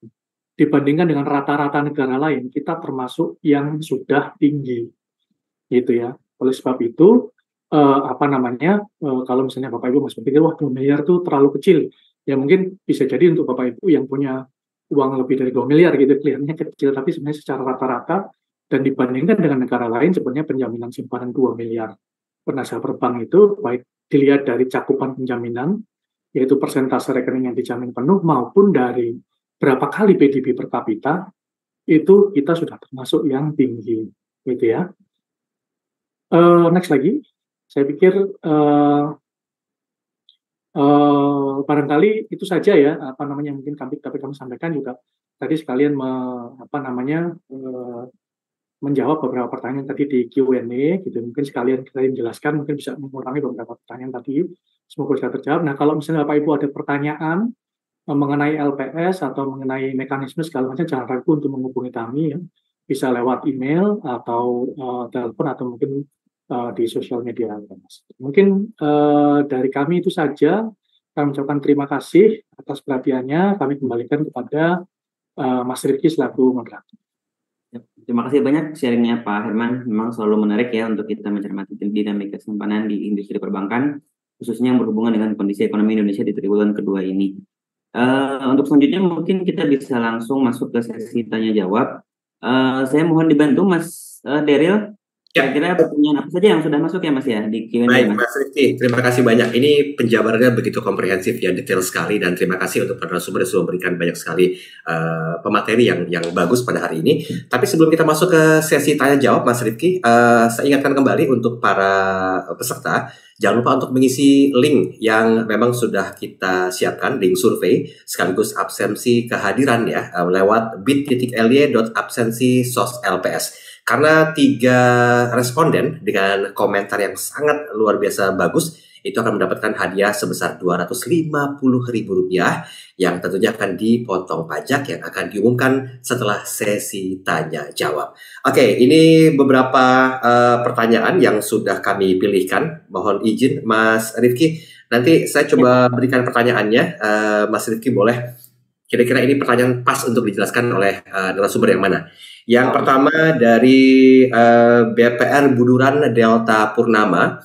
Ini ada Pak Galuh. Selamat sore, mohon izin bertanya terkait dengan pertumbuhan ekonomi. Faktor yang mempengaruhi pertumbuhan ekonomi serta apa yang harus dilakukan agar pertumbuhan ekonomi itu bisa berkualitas. Silakan Mas Rifki. Oh, ini sangat fundamental ya pertanyaannya ya. Mungkin kalau ini lebih cocok kepada teman-teman dari BPS, mungkin yang mohon izin kepada Pak Hadi dan Bu Yulia, kira-kira apakah memberikan pandangannya Pak? Silakan Pak. Ya. Baik, terima kasih ya. Jadi pertumbuhan ekonomi yang baik ya tentu saja bukan cuma pertumbuhan ekonomi yang tinggi, tapi yang berkualitas. Nah, indikator kualitas ini seringnya itu tidak tersedia di angka PDB kita gitu ya. Tapi harus ada indikator-indikator lain yang menyertai. Contohnya yang menjadi aspek dari kualitas pertumbuhan ekonomi adalah persoalan sustainability-nya. Ya. Ketika pertumbuhan ekonomi tinggi, ya, tapi tidak bersahabat dengan lingkungan, misalkan, itu tidak akan sustainable. Nah, itu artinya tidak berkualitas. Terus juga ada aspek kualitas masalah underlying finance-nya. Ya. Pemerintah bisa menaikkan contohnya konsumsi rumah tangga ya dengan cara memberi bantuan. Diberi BLT, rumah tangga akan mengkonsumsi, naiklah angka konsumsi rumah tangga ya. Atau pemerintah misalkan mau menaikkan PNTB, mudah. Tinggal bikin proyek yang besar-besar. Itu otomatis PNTB akan naik gitu ya. Nah, kalau hanya dengan PDB itu nggak kelihatan gitu kualitas dari kenaikan pertumbuhan tersebut gitu. Kita harus telusuri lagi ya, misalkan tadi rumah tangga meningkat konsumsinya, itu sumber dananya dari mana ya? Apakah dari uang gaji? Apakah dari mengambil tabungan? Nah, itu udah mulai lampu kuning nih. Apakah dari pinjam? Nah, kalau itu udah lampu lebih kuning lagi gitu. Jadi kita harus punya indikator-indikator lain yang menyertai gitu dari angka pertumbuhan ekonomi kita. Barulah kita bisa melihat gitu ini kualitas seperti apa. Satu lagi yang menjadi aspek kualitas adalah masalah distribusi pendapatan. Ya. Pertumbuhan ekonomi yang tinggi artinya adalah penciptaan pendapatan, penciptaan income yang tinggi. Nah, setelah income tersebut diciptakan, itu income tersebut larinya kemana? Di sini ada macam-macam, bisa ke pegawainya, ke karyawannya, berupa compensation of employee. Nah, itu bagus, ya kan ya? Nanti akan terdistribusi lagi lebih jauh. Bisa juga ke pengusahanya, itu juga bagus. Asal mereka-mereka ini membelanjakannya di dalam negeri, kan ya, itu akan meningkatkan kualitasnya juga, ya. Atau ada lagi ya komponennya, apakah untuk membayar pajak? Nah, di sini pemerintah harus cermat menetapkan rate pajak. Jangan sampai terlalu membebani perekonomian, tapi jangan sampai ada potensial loss yang hilang. Ekonomi tinggi, tapi kita kurang narik pajaknya, nggak bagus juga, gitu. Ya, jadi itu ya antara lain hal-hal yang harus perhatikan, gitu ya. Yaitu persoalan sustainabilitas, persoalan distribusi pendapatannya, dan underlying finance-nya dari konsumsi maupun dari investasi yang ada, kurang lebih begitu. Oke, baik. Terima kasih. Mas Rifki, saya boleh lanjut ke pertanyaan ya? Ya, lanjut Mas. Ini dari Pak Abraham, ada 2 pertanyaan. Beliau menanyakan bagaimana korelasi antara pertumbuhan penghimpunan dana pihak ketiga oleh perbankan dengan pertumbuhan ekonomi Indonesia. Itu yang pertama. Yang kedua, Pak Abraham menanyakan apakah boleh disampaikan bagaimana data pertumbuhan ekonomi secara spasial dalam kurun waktu 3 tahun terakhir, khususnya di wilayah Jawa dan Sumatera. Silakan. Ya, terima kasih Mas. Terima kasih Pak Abraham. Mungkin untuk yang pertama lebih saya coba ke Pak Herman ya. Mohon izin Pak Herman. Untuk yang kedua, saya kira mungkin bisa ke teman-teman BPS lagi, ke Pak Hadi dan Ibu Yuli. Mungkin pertama Pak Herman dulu, silakan Pak. Iya, makasih Mas Diki. Terima kasih atas pertanyaannya juga. Nah, secara general kita harus hati-hati ya melihat hubungan antara pertumbuhan DPK atau simpanan, ya gitu. Kalau kita itu simpanan itu DPK ditambah simpanan bank lain, ya gitu, karena simpanan dari bank lain itu juga masuk ke dalam simpanan dengan pertumbuhan ekonomi. Jadi kalau kita lihat kemarin mungkin dari chart yang tadi saya sampaikan ya, kalau kita melihat pada saat pandemi kemarin itu kelihatan adalah pada saat konsumsi itu tidak bisa seperti biasanya karena kebijakan pembatasan sosial berskala besar ya, atau baik waktu itu PSBB maupun PPKM, itu masyarakat tidak bisa konsumsi sehingga simpanannya naik tajam, gitu ya. Jadi seolah-olah pada saat itu, gitu ya, pada saat pandemi itu ada asosiasi hubungan. Jadi saya nggak bilang kausal ya. Jadi ada asosiasi hubungan yang cenderung negatif ya, pada saat simpanannya naik tinggi, maka pertumbuhan ekonomi kita pada saat itu negatif, gitu ya. Tapi kalau kita lihat misalnya sebelum pandemi gitu ya, masih seperti itu pertumbuhan. Jadi sebenarnya asosiasi hubungannya sifatnya non-linear ya. Jadi tidak bisa kita mengeneralisir bahwa apakah kalau simpanan naik itu selalu baik atau selalu jelek gitu ya. Kalau tadi misalnya selama pandemi kita lihat simpanannya naik double digit, pertumbuhan ekonomi negatif gitu. Seolah-olah asosiasinya negatif. Tapi tidak selalu seperti itu, karena kita juga perlu lihat mungkin ada suatu titik optimal ya, di mana pada saat masyarakat itu spending seperti biasa, maka tingkat propensity to save-nya itu sekian persen misalnya gitu ya. Jadi kalau kita lihat tadi pertumbuhan DPK sebelum pandemi itu sekitar 6,5% pada saat tahun 2019 Desember itu. Nah, pada saat itu adalah pertumbuhan ekonomi yang rate-nya sekitar 5% juga pada saat itu ya. Kalau nggak salah di 2019 itu 5,02 ya waktu itu ya, full year-nya. Nah, kalau tadi kita hubungkan dengan risetnya World Bank kan sekitar potential growth Indonesia ini recently itu sekitar 5% gitu kan. Jadi kurang lebih pertumbuhan DPK yang berada pada level yang normalize sekitar segitu ya. Nah, jadi kalau misalnya dia terjadi hambatan konsumsi sehingga simpanannya naik tajam, itu kita lihat kemarin dari COVID ya dia akan menambah. Tetapi kalau misalnya simpanannya sampai negatif gitu ya, pertumbuhannya artinya kan tadi seperti disebutkan oleh Pak Hadi, barangkali itu yang sudah mulai alarm kuning, artinya orang-orang sudah makan tabungan ya. Kalau sudah makan tabungan berarti simpanannya pertumbuhannya negatif gitu. Artinya dia meminjam dari dirinya sendiri di masa depan gitu. Karena tabungan ini kan sebenarnya kan konsumsi masa depan yang ditangguhkan gitu ya. Nah, kalau simpanannya sampai negatif pertumbuhannya itu artinya sudah makan tabungan. Nah, ini yang mungkin barangkali konsumsi yang secara konsumsi meningkat tetapi kualitasnya karena nanti dia akan mengurangi kemampuan konsumsi di masa depan.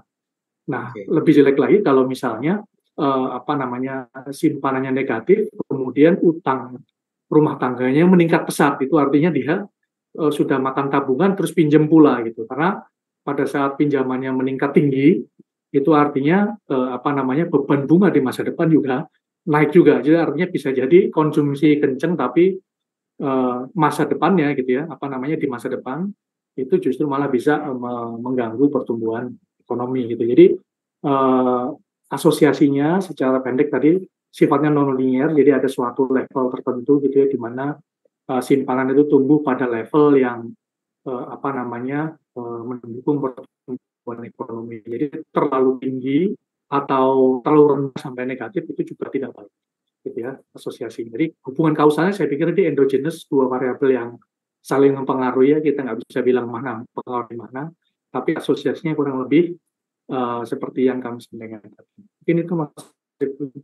Ya, baik, makasih Pak Herman. Untuk pertanyaan kedua mohon izin kepada Pak Hadi dan Ibu Yulia, silakan Bapak Ibu. Ya, terima kasih. Nah, jadi terkait dengan pertumbuhan ekonomi Indonesia secara spasial ya. Ini mohon izin share screen karena kita perlu melihat lagi tadi yang sekilas disampaikan mungkin di halaman sebelumnya. Ya. Jadi kalau dari sisi pertumbuhan atau growth-nya itu memang relatif bergerak gitu, dinamis ya, bergerak, kadang 5%, kadang 3% dan seterusnya. Tapi untuk struktur pertumbuhan kita, yaitu share dari masing-masing provinsi atau kelompok provinsi, itu relatif tetap. Nah, ini sudah kita perhatikan ya, mungkin 10 tahun, 15 tahun, ini tidak ada perubahan yang berarti. Kalau kita lihat di sini ya, kalau pertumbuhan ekonomi Pulau Jawa, kalau PDB atau PDRB di Pulau Jawa sebesar 57,27% tersebut, kita tambahkan dengan Sumatera 21,94%, maka itu sudah hampir 80% ya dari seluruh PDB yang dihasilkan se-Indonesia. Saya kira bentuk ya pertumbuhan ekonomi yang didasari dengan komposisi yang seperti ini harus diperbaiki ya, karena ini kelihatannya tersentralistik di wilayah tertentu, yaitu dalam hal ini adalah Pulau Jawa dan Pulau Sumatera. Kalau kita pecah lagi, Pulau Jawa jauh lebih besar gitu share-nya, yaitu pulau sekecil itu yang lebih kecil dari beberapa pulau yang lain, itu justru hampir 60%. Pertumbuhan hampir 60% PDB tercipta di Pulau Jawa. Ya inilah mungkin ya yang salah satu menjadi alasan gitu untuk kita lebih mendesentralisasi sumber-sumber perekonomian ya. Dimulai dari zaman dulu ya ada sudah melihat mungkin ya perlunya untuk membagi-bagi pertumbuhan dengan dorongan untuk melakukan transmigrasi, dan yang belakangan ini ya untuk misalkan memindahkan ibu kota atau lebih menggerakkan daerah-daerah lain ya di luar Pulau Jawa dan Sumatera, ya mungkin ya dalam upaya itu juga gitu, jadi lebih membagi rata pertumbuhan. Kalau misalkan pertumbuhan suatu perekonomian itu bisa lebih merata ya, maka pertumbuhan tersebut akan menjadi lebih solid ya, dikarenakan kue pertumbuhan atau kue PDB yang kecil itu akan menyebabkan kecemburuan. Itu biasanya seperti itu. Dan ketika kecemburuan itu bisa menimbulkan hal-hal yang kurang baik terhadap perekonomian. Jadi memang ini salah satu PR kita juga gitu untuk lebih meratakan PDRB kita ke pulau-pulau lain di Indonesia. Jadi terkait dengan jumlah penduduk juga gitu. Karena kan tadi kan sudah disebutkan ya, salah satu penggerak utama dari pertumbuhan pertumbuhan ekonomi kita adalah konsumsi rumah tangga. Konsumsi rumah tangga itu lini penduduk. Nah, jumlah penduduk kita 50% lebih itu ada di Pulau Jawa. Jadinya ya pesir ke Pulau Jawa. Mungkin Mbak Yuli bisa nambahkan. Baik, jadi untuk data terkait dengan secara spasial, Bapak Ibu mungkin bisa melihat website BPS, bps.go.id. Kemudian kalau ingin lihat per provinsinya, provinsi yang diinginkan, itu Bapak Ibu bisa melihat series misal 3 tahun ke belakang atau mungkin 10 tahun ke belakang, itu bisa sangat mungkin gitu. Ya. Siap, makasih banyak. Masuk di kami dari statistik indikator ekonomi yang diterbitkan oleh BPS, bisakah kita mendapatkan data real dengan lebih mengkerucut sesuai dengan segmen pasar untuk BPR atau BPRS agar bisa fokus membuat budget atau anggaran? Oke, wah ini menarik nih karena kebetulan kalau saya lihat di partisipan kebanyakan dari Perbarindo nih Bapak Ibu, jadi mungkin kira-kira dari Pak Hadi atau Bu Yulia ada nggak pandangan atau rekomendasi lah ya kira-kira apa aja ya data di BPS yang kira-kira dapat dimanfaatkan gitu sama teman-teman BPR kita. Silakan Pak. Oke, baik. Jadi tadi mungkin sudah sempat disinggung sedikit gitu ya bahwa data ya akan lebih berguna kalau dia pertama timely, maksudnya bukan data yang sudah lama. Data semakin baru, semakin cepat dirilis itu akan lebih berguna. Kedua, kalau data tersebut bisa tersedia secara granular. Semakin granular akan semakin baik. Pertumbuhan ekonomi kita sekarang ini tersedia dalam level provinsi. Saya kira masih agak berat gitu ya untuk unit-unit mikro gitu, seperti BPR. Kalau merefer ke pertumbuhan provinsi gitu mungkin masih agak jauh gitu. Nah, untuk itu mulai tahun ini kita akan merilis pertumbuhan ekonomi triwulanan per kabupaten atau kota. Ya.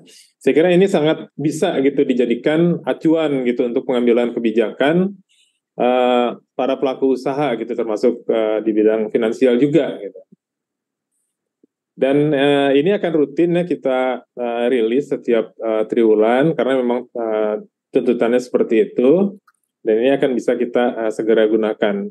Yang sebenarnya sudah tertarik gitu untuk bisa mendapatkan angka pertumbuhan ekonomi secara granular ini sebenarnya bukan dari perbankan saja, tapi dari pemerintah juga ya. Tempo hari kita diskusi ya dengan teman-teman di pajak. Mereka tuh pingin bisa dapat profil dari paling tidak tiap kabupaten gitu, supaya bisa menarik pajak dengan tepat. Tidak terlalu banyak dan tidak terlalu sedikit. Saya kira itu penting gitu.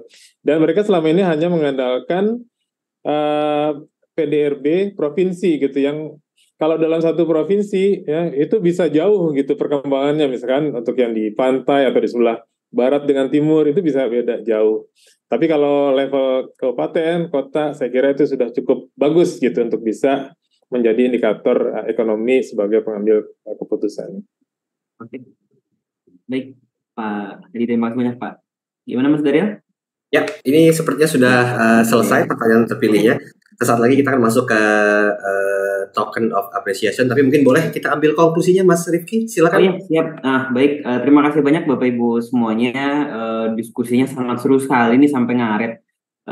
Kita nih waktunya alhamdulillah ya. Jadi mudah-mudahan memang diskusi kita di siang sampai sore hari ini membawa manfaat buat semuanya. Namun sebelum kita tutup, mohon izin kepada masing-masing pembicara nih, Bapak Hadi, Bu Yulia, dan Pak Herman. Kalau boleh saya minta sedikit saja singkat closing statement-nya Bapak Ibu. Kalau boleh ya Bapak Ibu. Ya, sebelum kita tutup. Silakan kepada Pak Hadi lebih dulu. Kalau boleh Pak. Baik, terima kasih atas kesempatan yang diberikan. Ya, terkait dengan angka PDB ya yang Bapak Ibu para audiens sekalian mungkin paham gitu ya, itu kita rilis setiap 3 bulan sekali untuk triwulan keempat itu kita merilisnya sekalian dengan angka tahunan. Itu merupakan indikator yang digunakan di seluruh negara. Ya. Jadi kita ada kepentingan juga untuk membuat indikator ekonomi yang memiliki komparabilitas dengan negara lain. Kita tidak bisa semau-maunya gitu menghitung PDB ataupun PDRB, tapi ada mata lain gitu yang melihat, yang yaitu dari komunitas internasional. Di samping itu juga ketika kita menyusut angka pertumbuhan ekonomi kita, itu merupakan muara dari kompilasi bermacam-macam data yang sangat banyak, gitu tidak bisa disebutkan di sini. Yang itu semua harus kita jaga konsistensinya dengan data-data lain yang dihasilkan oleh BPS dan lembaga-lembaga lain. Contohnya BI juga menghasilkan data, misalkan balance of payment, ya kan, itu juga data moneter, investasi juga dari BI ada. Itu semuanya kita jaga konsistensinya. Dengan Kementerian Keuangan juga, Kementerian Keuangan secara rutin merilis GFS, itu juga beririsan ya dengan data-data kita. Jadi karena PDB ataupun PDRB merupakan muara dari data-data statistik ekonomi kita, jadi semua tuh ada irisannya gitu ya. Kita bisa cek gitu, misalkan salah satu komponen dari PDB kita, misalkan pemerintah gitu, itu diawasi kita secara ketat ya oleh Kementerian Keuangan ya, Dirjen Perbendaharaan yang juga merilis angka GFS gitu. Jadi kita selalu menjaga gitu koordinasi antar lembaga gitu, seperti itu. Jadi ya mudah-mudahan ya angka yang kita hasilkan ini ya itu kualitasnya semakin membaik ya. Karena tentu saja di sana sini masih ada kekurangan ya, terutama untuk sumber-sumber data kita ya, sebagaimana kita ketahui. Sebagian data kita kumpulkan melalui sumber-sumber administrasi, artinya komplit bisa kita dapatkan, tapi ada juga data-data yang kita kumpulkan dari survei-survei kita. Nah, mungkin Bapak Ibu kan tahu, namanya survei, ada kemungkinan kita salah ambil sampel, ya kan, seperti itu bisa menjadi bagian dari berkurangnya kualitas data kita. Tapi ini akan coba kita perbaiki terus dengan menambahkan jumlah sampel dan memperbaiki metode samplingnya, kurang lebih seperti itu. Baik, terima kasih Pak Hadi. Mungkin dari Ibu Yulia? Ya, baik. Jadi sepertinya yang disampaikan Pak Hadi sudah sangat lengkap ya Bapak Ibu semua. Jadi saya cuma mengingatkan kembali Bapak Ibu yang membutuhkan data BPS, silahkan berselancar ke website bps.go.id. Karena dari situ kami punya sumber data yang sangat lengkap, tidak hanya PDB, tapi juga data mulai dari sosial kependudukan, kemudian dari pertanian, pertambangan, dan lain-lain. Dan jangan sungkan kalau misalnya ada kesulitan, silahkan bisa menghubungi layanan, atau di situ juga banyak tersedia media sosial yang bisa membantu Bapak Ibu semua dalam pemenuhan data Bapak Ibu dalam menghasilkan indikator terkait dengan BPR. Ya. Demikian Pak, terima kasih. Terima kasih Ibu Yulia. Silakan kepada Pak Herman. Ya, terima kasih Mas Rifki ya. Mungkin echoing tadi Pak Hadi ya, bahwa yang pertama adalah kita perlu melihat bagaimana kondisi negara kita itu dari data, gitu ya. Karena data ini adalah sumber informasi yang objektif apa adanya. Jadi buat kami di penjaminan simpanan gitu, salah satu musuh terbesar kami itu adalah rumor gitu.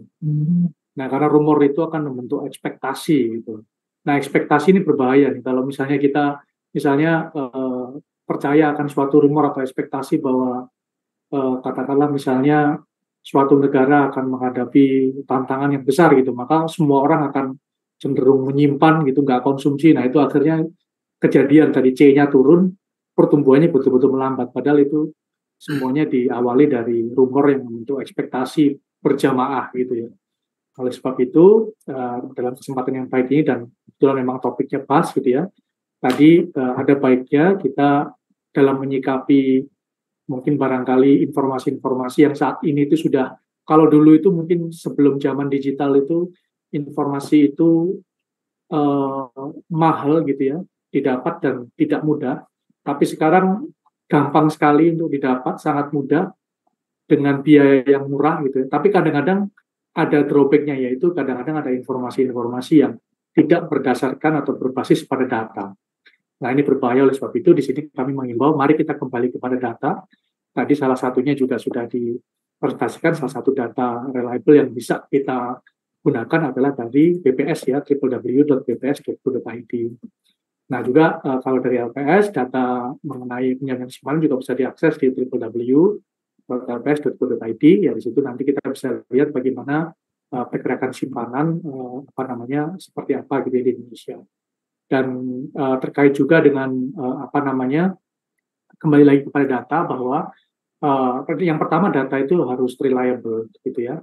Terus kemudian yang kedua kita harus tahu bagaimana melakukan interpretasi pada data tadi gitu. Jadi misalnya kayak tadi tiba-tiba misalnya simpanan pertumbuhannya masih positif tapi turun kemudian diinterpretasikan negatif. Padahal itu adalah indikasi masyarakat sudah mulai konsumsi kembali gitu. Nah, ini kayak gini kita harus perlu ini sebagai dasar dan salah satu bagian dari literasi saya pikir ya. Literasi kalau di dalam industri keuangan ada literasi keuangan, tapi saya pikir juga literasi mengenai data ini juga penting. Oleh sebab itu dalam kesempatan ini kita sekalian menyampaikan mengenai literasi tentang data dan literasi mengenai keuangan tadi secara spesifik mengenai penjaminan simpanan. Jadi mari sama-sama kita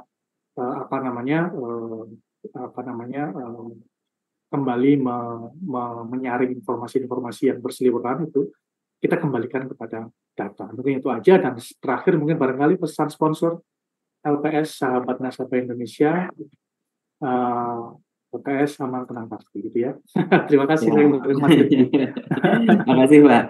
Oke, sekali lagi kami ucapkan terima kasih banyak kepada para narasumber, Bapak Hadi, Ibu Yulia, Bapak Herman Sahirudin. Semoga yang disampaikan dapat memberi manfaat kepada kita semua, dan juga saya mengucapkan spesial terima kasih kepada Bapak Ibu peserta audiens kita yang lebih dari 1.100 orang ini saya lihat di Zoom ini yang sudah sama-sama hadir dan belajar dalam kesempatan kali ini. Saya selaku moderator mohon maaf jika ada kekurangan dalam sesi kita kali ini. Saya Muhammad Rifki pamit undur diri. Assalamualaikum warahmatullahi wabarakatuh. Selanjutnya saya kembalikan kepada MC.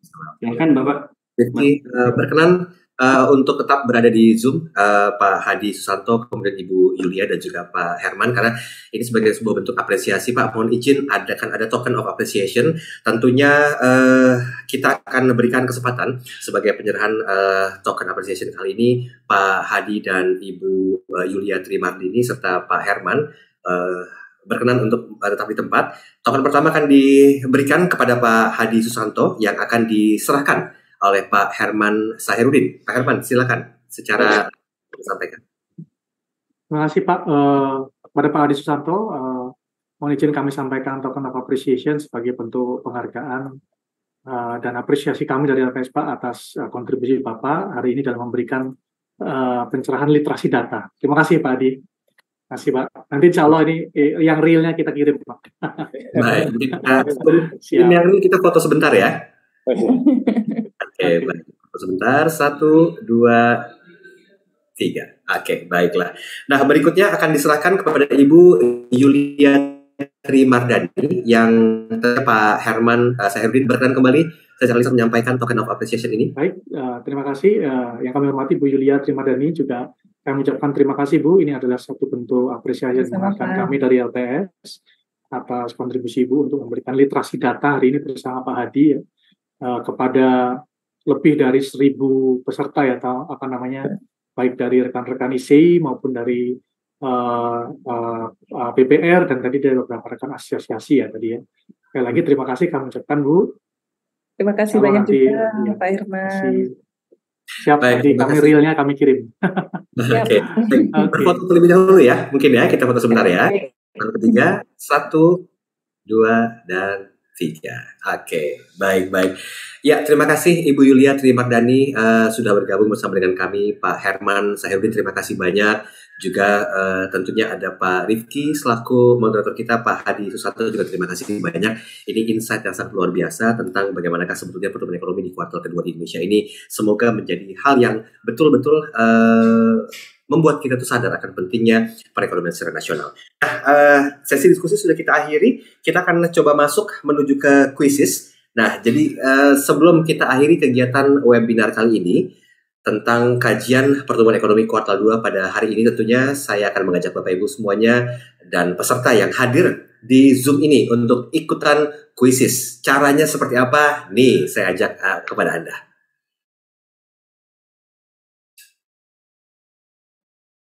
Silakan untuk peserta nanti bisa membuka link kuisis, yaitu di www.joinmyquiz.com. Nah, ini sekali lagi Anda bisa coba scan QR-nya. Setelah terbuka nanti linknya, silakan para peserta memasukkan kode permainan yang tertera di layar saat ini. Game kodenya adalah 885 110. Sekali lagi saya ulangi, 885 110. Nah, kemudian silakan peserta mulai bekerja tangannya ya. Masukkan nama dengan format nama instansi Anda, spasi nama pribadi. Oke, sekali lagi ketik nama instansi Anda, spasi nama pribadi. Contoh ya Citra Mandiri Marlina misalnya. Nah, kalau sudah masuk, silakan nunggu pertanyaannya. Saya akan beri clue-nya kepada Anda. Tapi mohon maaf nih, yang ikutan kuisis ini bukan orang LPS atau orang Perbarindo. Pokoknya tidak boleh mewakili LPS dan juga Perbarindo ya. Karena kalau mau saya juga bisa ikutan nih. Nah, setelah semua peserta sudah menjawab pertanyaannya, akan muncul di layar pemenang 1, 2, dan 3 yang berhak mendapatkan voucher fintech dari LPS. Nah, 3 juara yang akan diberikan yaitu Rp150, juara kedua 250, dan juara pertama Rp400.000. Oke, kita coba lihat.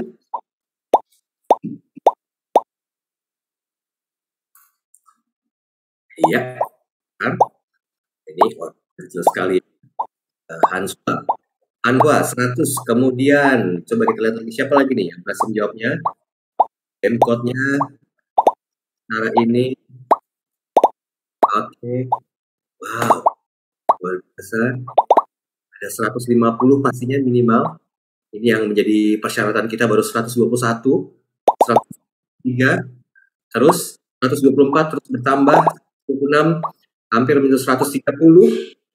Oke, iya 130, naik lagi 132. Baik, semakin bertambah silakan bisa ikutan untuk join my quizzes di www.joinmyquizzes.com. 140. Oke, hampir mendekati yang sudah kami tentukan. 145. BPR CMA, terima kasih. Terima kasih. Masuk pastinya. Kemudian, ya satu lagi. 151. Wah, Daniel AV, masuk juga. Kemudian 154. Baik. Game code-nya jangan sampai salah ya. 885 110. Oke, kita akan coba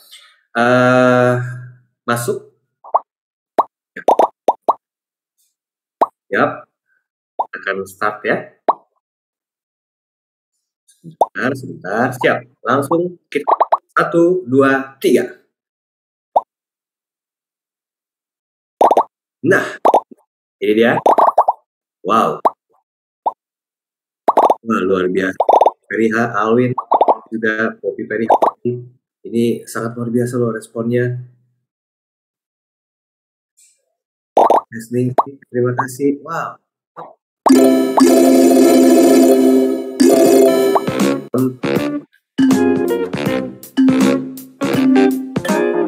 Yang pertama ini kurang jelas di layar utama. Sebentar, kita coba refresh terlebih dahulu. Oke, ingat hadiahnya ada hadiah voucher fintech dari LPS. Oke, skor tertinggi. Kenal ini.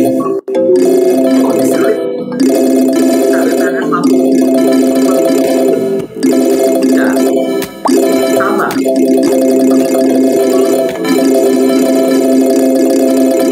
Ayo kemana kemudian? Jalan terus. Oh, no,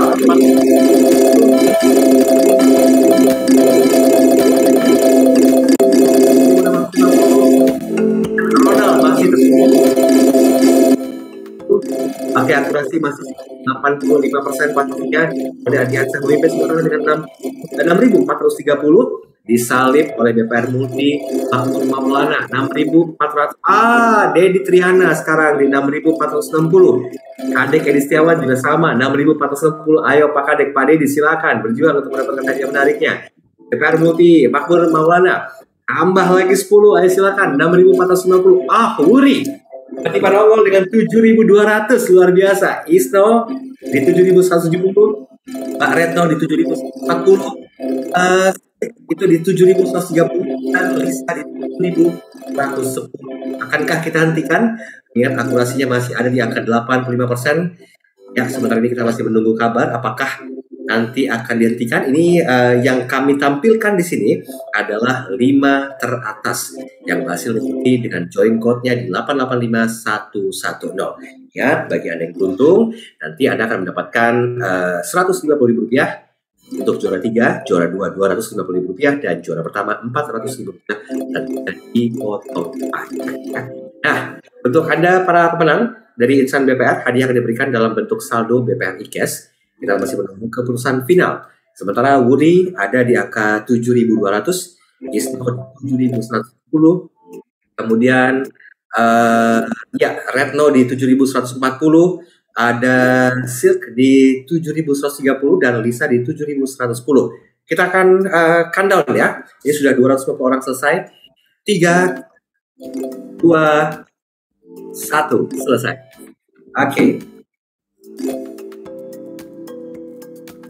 Yap, selamat pastinya yang berhak mendapatkan hadiah-hadiah menarik dengan skor tertinggi di leaderboard kita dari 246, 267 selesai, di antaranya 7.200 selamat kepada Wuri, kemudian juga Isno, dan ada Retno, Silk, dan Lisa pastinya. Nah, silakan untuk Anda, Bapak Ibu yang mungkin akan konfirmasi, jangan lupa Anda bisa mengirimkan email konfirmasi ke email adi.wijaya@lps.go.id. Sekali lagi selamat untuk Anda para penang. Jangan lupa konfirmasi untuk kuisnya bahwa Anda lah yang menangkan kuis ini.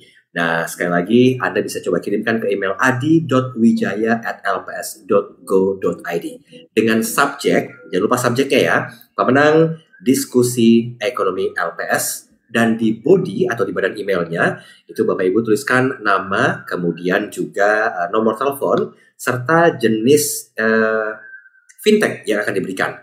Email paling lambat ditunggu pada hari Kamis 10 Agustus 2023 jam 5 sore waktu Indonesia Barat. Nah, kalau melebihi batas waktu, mohon maaf akan dianggap gugur. Oke, baik. Itu kuisis yang sudah kami gelar dan sekarang kita akan mengumumkan siapakah kira-kira pemenang survei FOM yang dari awal perbincangan ini sudah kami ajak Anda untuk mengikuti FOM di survei tersebut. Oke, sebelum acara berakhir, kita akan umumkan 3 orang pemenang yang berhak mendapatkan hadiah menarik, yaitu voucher fintech Rp250.000 dipotong pajak untuk masing-masing pemenang.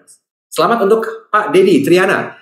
Kemasan dan media sosialisasi dari LPS sekarang sudah jauh berbeda dan sangat kekinian sesuai perkembangan era digitalisasi, disertai pesan yang menarik dan sangat mudah untuk dimengerti. Semoga hal ini akan semakin mengedukasi masyarakat tentang pentingnya lembaga perbankan serta peran LPS dalam melindungi kepentingan masyarakat. Maju terus LPS. Terima kasih Pak Dedi, Anda memenangkan 1 di antara 2 pemenang lagi yang akan mendapatkan hadiah menarik. Sementara itu selamat juga kepada Bapak Budi Prasetyo. Bunga melati harum wangi, cakep, semerbak menyambut pagi. Dengan memberikan informasi tentang pertumbuhan ekonomi, LPS berarti telah turut menjaga stabilitas untuk kemajuan negeri. Cakep, Pak Budi, selamat untuk Anda. Kemudian, satu lagi yang terakhir, kita akan coba lihat, Ade Adriansyah. Saat ini LPS rutin untuk mengadakan sosialisasi via webinar bersama stakeholder, sehingga sangat membantu dan bermanfaat sekali bagi kami di bidang terkait perbankan ini, sehingga kami akan selalu taat dengan ketentuan dan peraturan terupdate-nya. Terima kasih LPS, mantul. Masak air di dalam panci, cakep. Pancinya panas, awas hati-hati. Wow, mari kita menabung di bank setiap hari, karena aku aman, ada LPS yang selalu di hati. Cakep, keren. Terima kasih Mbak Ade Adriansyah. Ini gara-gara Ibu Lana nih tadi nih main pantun, semuanya jadi ikut pantun. Tapi terima kasih banyak sudah berkontribusi ya. Baik, sekali lagi Anda bisa coba konfirmasikan ke email adi.wijaya @lps.go.id. Subjeknya jangan lupa pemenang diskusi ekonomi LPS dan badan emailnya berisi nama, nomor telepon, serta jenis fintech yang akan diberikan. Paling lambat emailnya ditunggu sampai dengan 10 Agustus 2023 jam 5 sore waktu Indonesia Barat. Jangan lupa, kalau lewat dari tanggal yang sudah ditentukan, hadiahnya akan dianggap hangus. Oke, kita akan coba tampilkan pemenang kuisis. Nah, inilah pemenang kuisisnya. Sekali lagi, selamat untuk Ronald dengan skor 7.500, tingkat akurasinya 100%. Ada Mitaye ya dengan 7.370, ada Kadek Edi Setiawan 7.340, PT BPR Prima dengan 7.340, David di 7.290, Yurlin di 7.210, dan Wuri 7.200. Sementara di posisi ke-6 ada BPD Nova 7.200 berdampingan dengan Windy BPR Karunia 7.200. Hadir pula Aditya Wibowo dengan skor yang sama dengan Pak Isno di 7.170, Mimi dengan skor 7.140, dan Mbak Retno di 7.140, serta Sik 7.130 akan jajar bersama dengan Johan. Selamat sekali lagi buat Anda mendapatkan hadiah menarik, dan ternyata di balik keseruan ini kita harus mengakhiri perjumpaan kita dalam rangkaian program kali ini. Semoga pelaksanaan kegiatan diskusi kajian pertumbuhan ekonomi Indonesia kuartal 2 2023 ini dapat menambah wawasan serta tentunya pengayaan tentang isu-isu terkini di bidang ekonomi dan keuangan baik skala nasional maupun internasional. Apabila Bapak Ibu masih ingin memberikan pertanyaan atau berinteraksi, silakan kirimkan email ke informasi@lps.go.id. Atau kalau ingin kebijakan LPS tentang kegiatan dan update terbaru tentang kebijakan LPS, silakan bisa memantaunya lewat sosial media seperti Instagram dan Twitter LPS di @lps_IDIC atau Facebook di LPS Indonesia. Terima kasih sekali lagi atas waktu dan kebersamaan untuk semua narasumber dan juga para peserta yang berbahagia. Saya Daniel Adam, izin pamit undur diri. Sampai jumpa di acara LPS berikutnya. Terima kasih, salam sehat.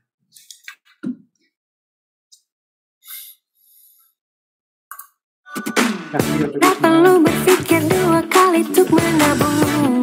Aman ada LPS. Semua cita-citaku pasti akan tercapai. Aman ada LPS. Sekarang menabung tak perlu khawatir lagi. Aman ada LPS. Ada lembaga penjamin simpanan untukku. Aman ada LPS. Gapai cita mulai dari menabung. Aman ada LPS. Kepastian untuk melangkah maju. Aman ada LPS. Gapai cita mulai dari menabung. Aman ada LPS. Kepastian untuk melangkah maju. Aman ada LPS.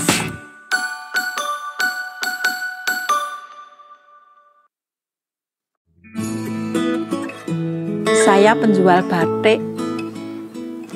Awalnya saya nggak pernah nyimpan uang di bank. Semua keuntungan saya simpan di toko. Kalau di rumah ya saya simpan di bawah bantal. Semenjak kena kebakaran, uang saya hangus semua sampai ludes. Habis. Semenjak itu saya sadar saya harus nabung di bank, nyimpen uang di bank. Ya biar aman dan tentram. Ya pastinya bank kita ya harus ada yang jamin, ya toh? Simpanan Anda di bank dijamin hingga 2 miliar rupiah.